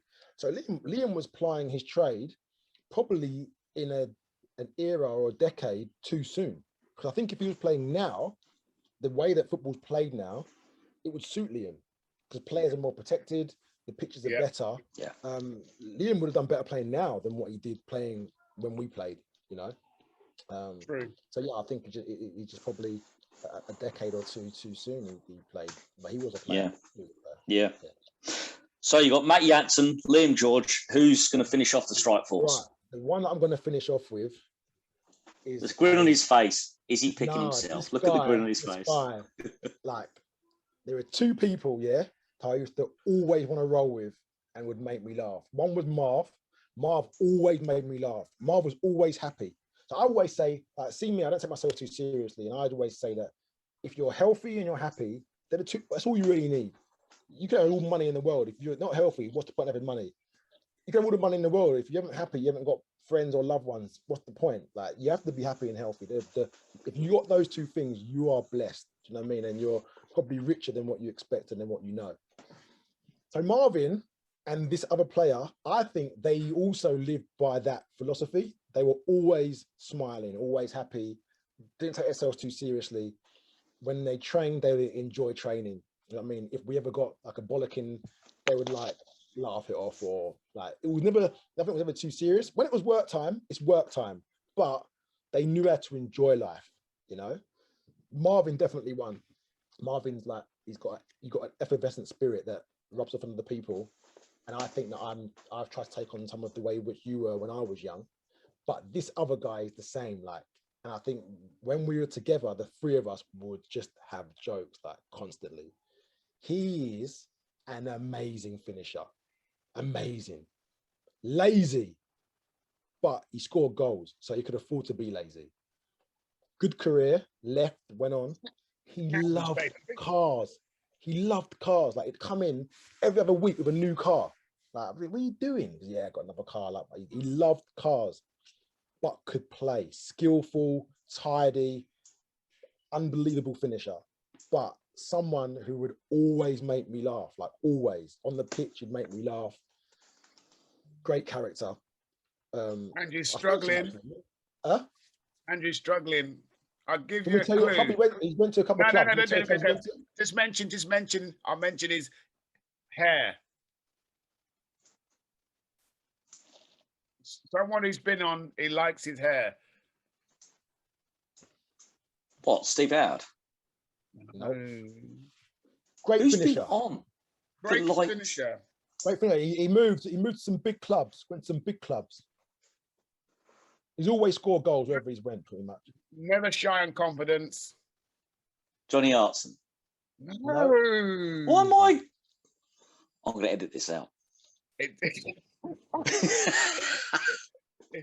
He was coming on, but he didn't come on. He was coming on, and he didn't come on. Coming on, it didn't come on. He scores for fun. Ages to get him on. He scores for fun. He's in finance now. Well, he was in finance. I spoke to him last anyway. It took me ages to get him on. I said to you, I'm not bothering with him anymore. What, Thorpe? 4p, yeah. 4p. Right, now I get the joke. Okay, right, the hair. Yeah, okay. I don't know what. And I put that gif out on his birthday. I put that stupid picture out on his birthday about his hair, about him doing his birthday hair. That's why I thought you might get it from that. Make a note, 4p, edit 4p. out. Oh, yeah. He's a funny guy. And like, I think that my personality, Marvin's personality, and 4p's, we're all very similar, the way in which we are. So when we're together, it was just always like jokes. We're all like larger than life. Do you know what I mean?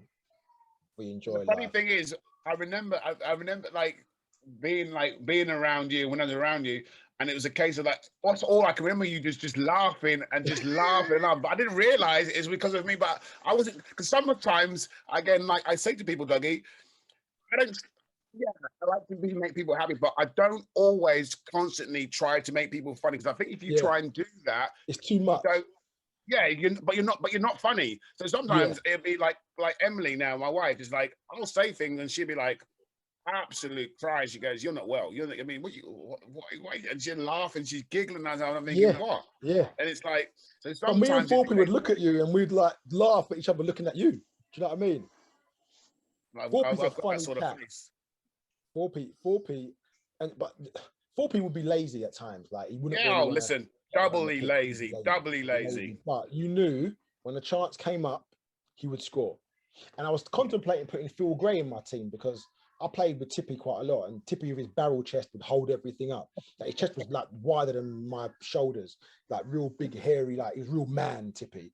And the ball would come into him and it would just stick to his chest. And people would try and get around him and like hold everyone off. Like I think and I like playing with Tippy. I had quite a good relationship with Tippy.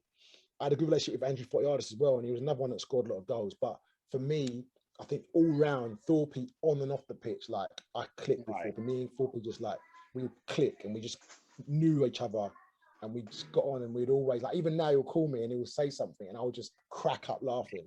Do you know what I mean? We really clicked. And so for me, yeah, Thorpe, great, good, technically very good, very skillful. Liam and Thorpe are very skillful players, but different in their own way. Both very skillful, both good finishers.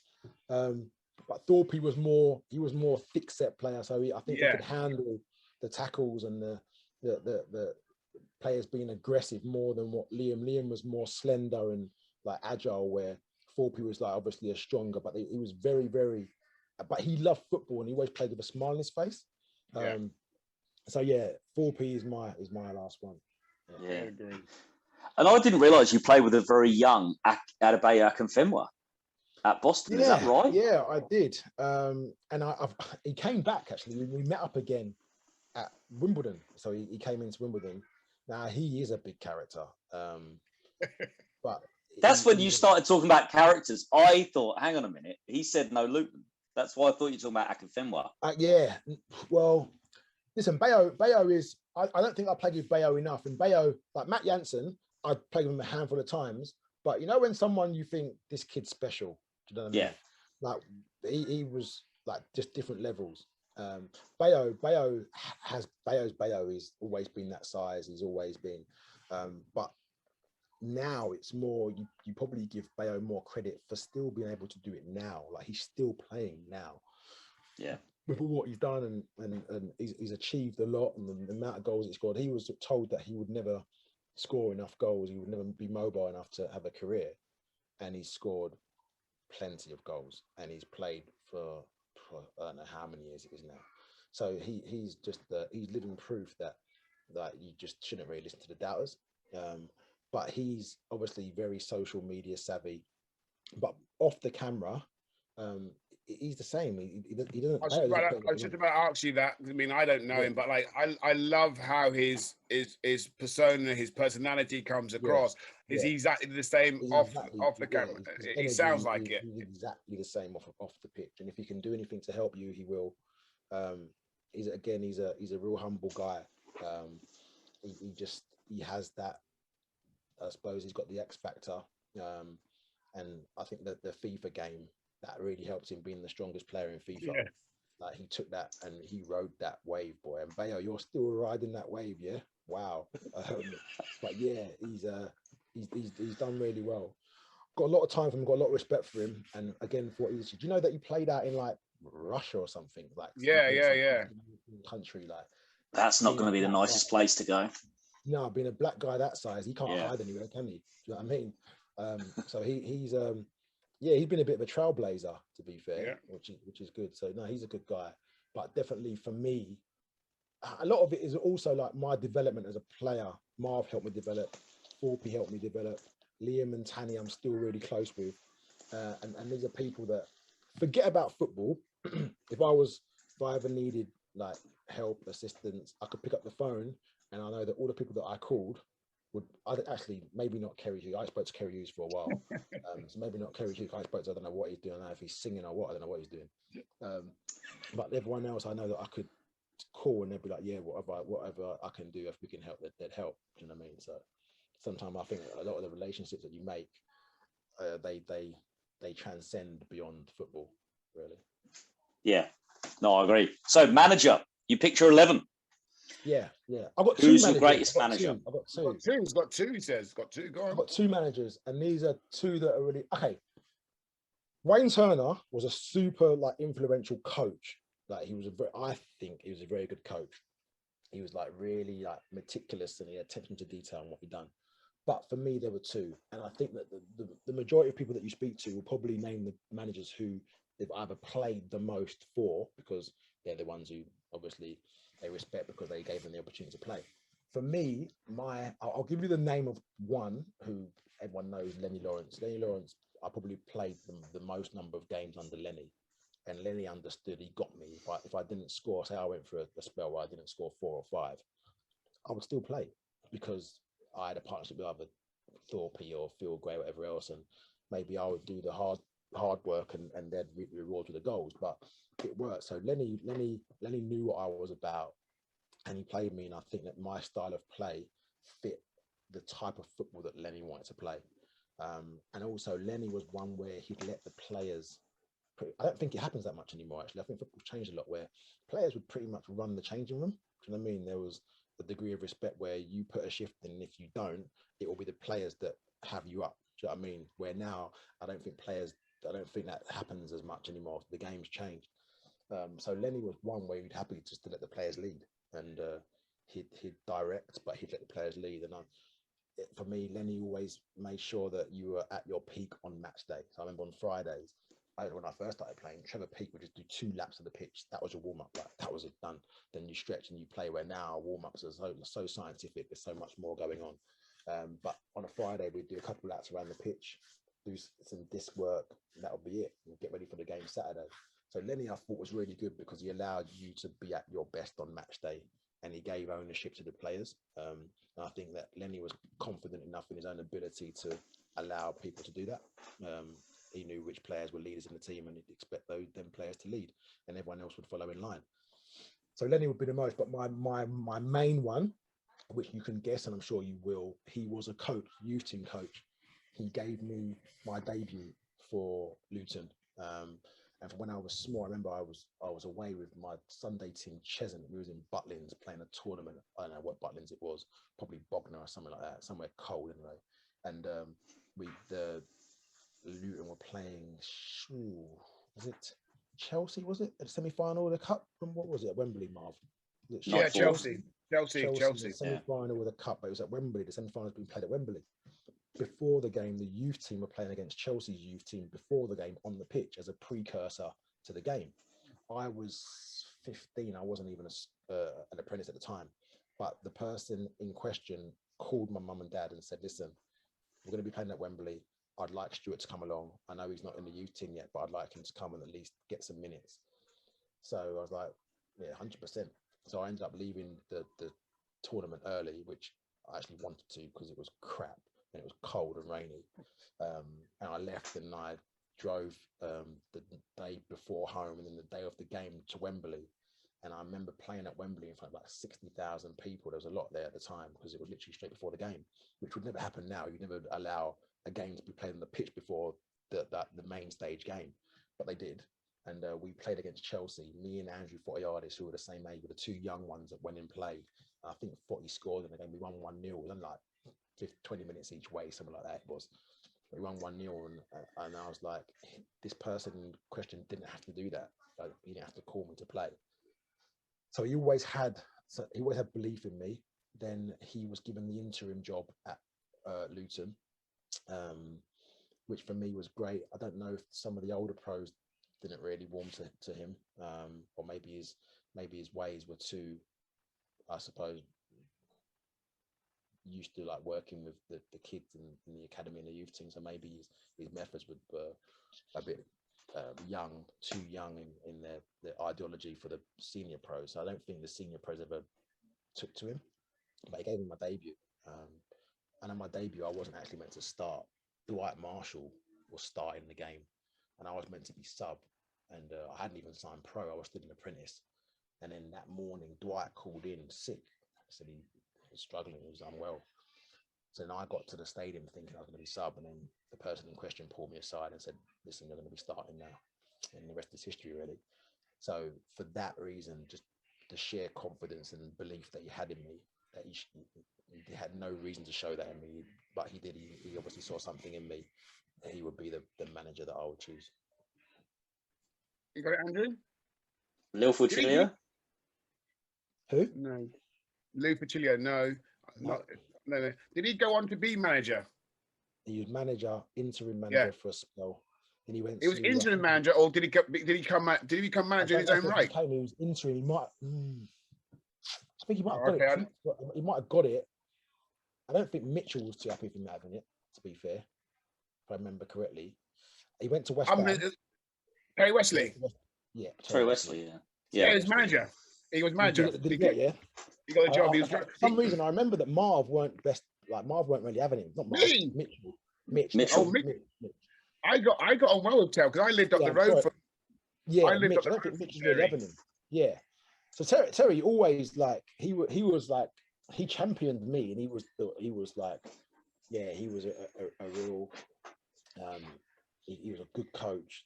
Very good coach. Very good coach. Eat, breathe, sleep football. Like his life was football, and he was very intense. But he always thought highly of me, and my family got on really well with him. And yeah, he was a big fan of me and the way I played, and he helped nurture me and guide me and show me what or how to be because he was very much like, you use your attributes, this is what you need to do.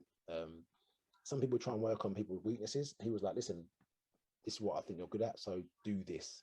And he was an unbelievable coach. Really good coach. Really good coach. Simplified things. I was fortunate. So I had John Moore taught you more about life skills, I think, John. So John taught you how to be a man and how to be a respectful, honorable man.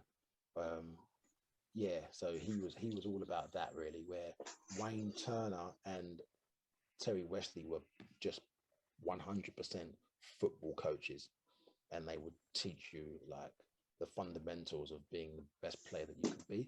So I was fortunate to have like my teachings from Wayne, Terry, and John Moore, really, because you were a very rounded individual after that in all respects. And I think that Terry Wesley brought Steve Davis and Graham Alexander.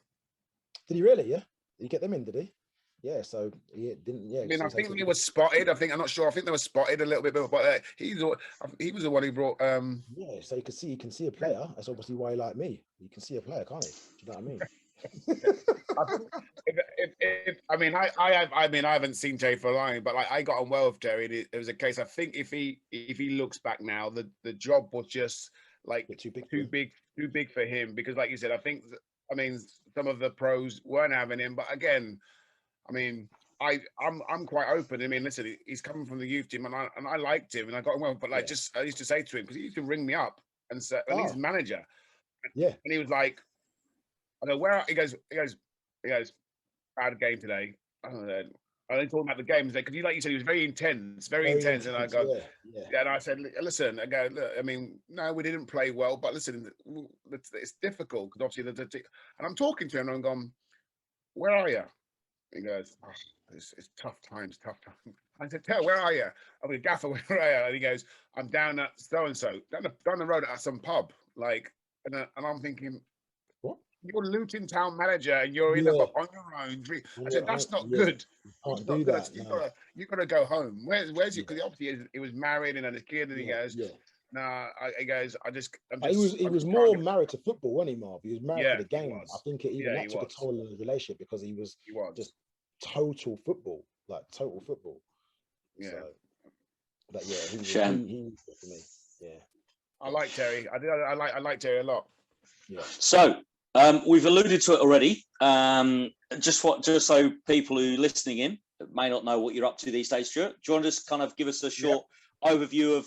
I know, like I said, you've spoken about how you got here, but what you're doing at the moment. Yeah. So during my career, like I said before, I never had enough money to retire and play golf every day. So I wanted to do something else that would allow me to stay in the game. I love football. I love all aspects of it. And I think it keeps you relatively young when you've got that banter every day. So I decided to do my degree. I'd done a sports therapy qualification first. Then I'd done a part-time 4-year degree, physio degree at Brunel University. Came away from that, started working at Woking, actually. I was head physio at Woking, got promoted into the conference, and then I was working at Woking and at Charlton Athletic doing the under 23s and floating between the 23s and the first team. So got some ground in there. Prior to that, I'd been working as a sports therapist, not a physio, as a sports therapist at Southampton with Barry, because Barry was head physio at Southampton at the time. Yeah, I remember. And it was Barry that was like, yes, and you're good enough to do your degree. I always wanted to do my degree as testimony and as a respect to Bruce Seal. So yeah, done my degree, passed that, and then after Woking, I got offered a job in a private clinic, actually, which it was attractive. The salary was good, but it was never really what I wanted to do. I wanted to stay in football. And then a job came up at Wimbledon that I interviewed for, and I got the job as head physio at Wimbledon. We were in League Two at the time. Spent a couple of seasons at League Two. Then we had a really strong League Two team, which Akinfenwa was part of. We got to the playoffs. We beat Accrington Stanley in the semi-final, beat Plymouth in the final of the playoffs, and we got promoted into League One. Spent a few more seasons in League One. And then at the beginning of this season, I went to Bournemouth, not as head physiotherapist. There's a head physiotherapist there, Steve Hard, who actually I get on really well with. I worked with Steve Hard 14, 15 years ago when I was just starting my journey as a therapist. And Steve's still there. So I knew I was going in there to work with Steve. But it's really strange because when I was at, obviously Wimbledon, I was head physio, and there was myself, there was under 23 physio, and there was an intern and a sports therapist. There's 4 of us. So now I've come to Bournemouth. There's the head physio, there's a full-time doctor, there's 3 other physios in the first team, there's a 23 physio, there's 18 physio, there's like 4 sports scientists. Like, it's a much bigger department, which for me is interesting, because I always say, people say, what's it like at Bournemouth? And I say, well, you know the film Rocky when he fights Ivan Drago, and then when they're training to fight, like Ivan Drago's got all the kit and he's got all the computer monitors and everything's done like perfect. And then you've got Rocky that's running around the forest and chopping down like trees and running up and down those steps. I said primarily Bournemouth and Wimbledon are similar to that. Wimbledon being rocky and Bournemouth being like Bournemouth have everything at their disposal because they've been in the Premier League, and Wimbledon just don't. But at Wimbledon, we done the best with what we had, and we always had a really good injury record. Our playing, training attendance and match availability attendance was always in the 90s at Wimbledon. It was always high. And so for me now, coming from Wimbledon to Bournemouth, I'm able to try and incorporate that side of physiotherapy where you have to think on your feet and you have to utilize what you've got to an environment where we pretty much have everything that we need. And I've always worked really closely with, obviously, my team. I've always said that I'm not the boss. We're all working together, and we're all colleagues, and our end goal is always the same. And I think that I've just tried to incorporate my philosophy and my enjoyment of life, really, and not take itself too seriously to my role at Bournemouth. So yeah, I've really enjoyed my season there. Actually, I've thoroughly enjoyed it, and I think that I'm a valued member of the team there, which is good. Get on really well with the players. It's easier for me because I've played, so the players can relate to me. So that's always a bonus. And you know what players are thinking, and you know when to say certain things and when not to. But the good thing for me now at Bournemouth, which I've realised, is that when I was at Wimbledon, because I was the head and the sole lead practitioner, I'm probably learning more now because there are more of us there, and we have a full-time doctor. Steve's been doing it from probably when I was in nappies. Do you know what I mean? So where at Wimbledon, I was probably the most experienced one, and all decisions were made. Listen, I've got no problem making decisions. That's what I've studied to do. That's what I want to do. Here, I've got an opportunity to I think, develop myself and improve my physiotherapy skills and my ability to be the best physio that I can be. I think I have more opportunity to do that here because there is just more people to bounce ideas off of, and there's more equipment, there's bigger facilities, so you're able to do maybe like research projects or just you're able to utilize opportunities and make the most opportunities that I wouldn't have had before. So for me now, being here, and what's the end goal for? I mean, I know you've just arrived at Bournemouth, but I'm not trying to talk you into a different job. Is it like aspirations to work for England or work for Bayern Munich head first? Oh, you know what? I don't. Yeah, for me, it's not really the case of I don't really have. Not saying I've not got any goals. My goal is to be the best physiotherapist that I can be. Now, if that takes me to a Champions League team, then great. If that takes me into the Premier League with Bournemouth, then great. I don't, because I think that once you start to I suppose if you have specific goals in mind, if you don't achieve them, you can sometimes feel that you've failed in your quest. Where I think every day I wake up, I'm winning. Do you know what I mean? I'm doing a job that I love, and I'm working with people that I get on really well with, and I'm able to watch football, which I'll be doing from the comfort of my home anyway. So for me, it's more just to develop and become the best, because we can always get better. I don't care who you are. You can always improve in what you're doing. So for me, I'm thinking about doing there's an MSc in sports psychology that's just about to be launched. And I'm massive in psychology and how the mind is and the strength of the mind, especially obviously being a black player. When we played, like you said before, you have to have that mindset. And I'm thinking about maybe doing that. I've toyed with the idea of doing like an MSc sports and exercise medicine, but for me, I'm going to be regurgitating a lot of what I've already done, and I want to do an MSc that is like a bit left field, a bit out there, and a bit different, that can really layer my development and my learning. So I'm contemplating doing that. But for me, the goal is to, it's really simple, just be the best physio I can be the best partner, husband, dad, and just enjoy life. Listen, this ain't a dress rehearsal. This is all we got, Marv. Do you know what I mean? Correct. So people can strive to get here, there, and wherever, and then don't actually appreciate the journey that they're on. And then when they don't get there, what have they done? So for me, I think just the journey that we're on, wherever this journey takes us, all three of us, whoever's watching, wherever it takes us, make sure you enjoy the journey. Just the destination, I think, is secondary. Do you know what I mean? And that's how I live my life. Just before you finish that, I think it might have been what's the little small like black funny comedian guy who's like Kevin Hart.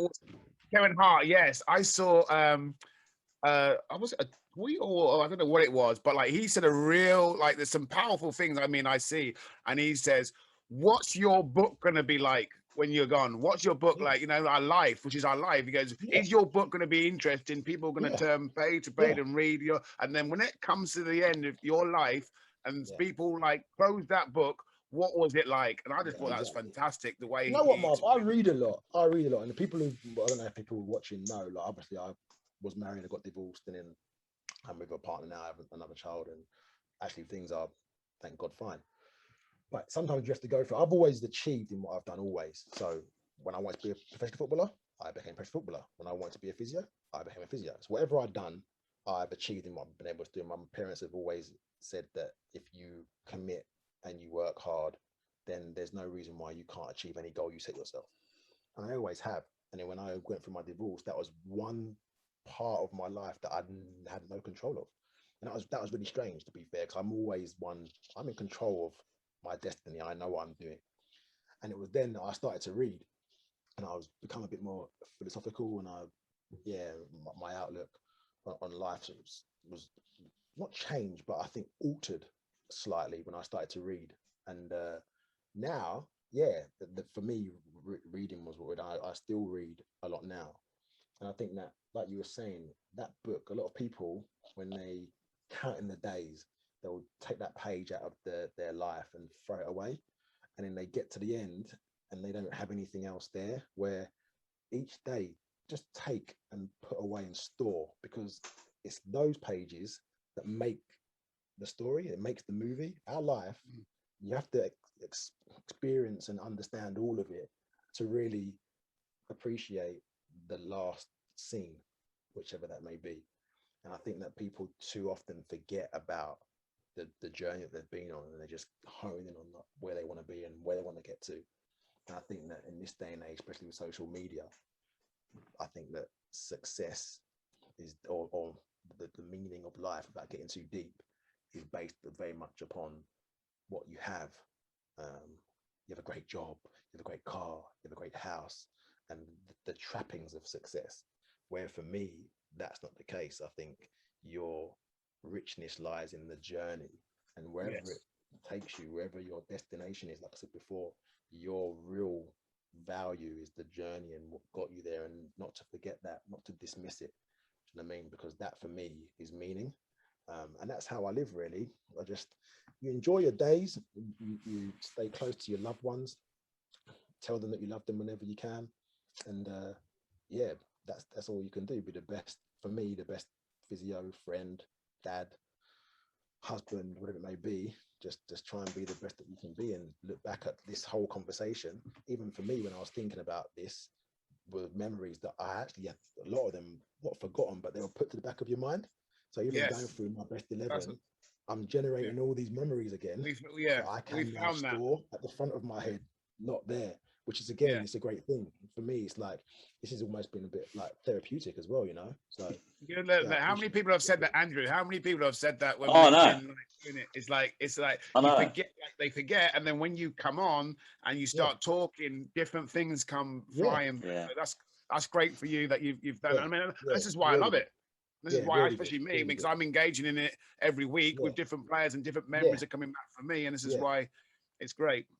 I would implore anyone to do it, because even I was like having to change my team, thinking, oh, what about that person, like, oh wow. And you do start thinking about memories that, just because everyday life, you put to the back of your mind.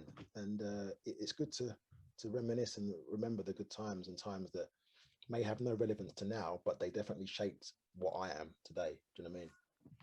Well, Stuart, listen, we appreciate you coming on and giving up that time for us. It's been an absolute pleasure, guys. Absolute pleasure. Thank you so much. Thank you so much. And that was it's going to be the best viewed podcast. You know, I think this one will be.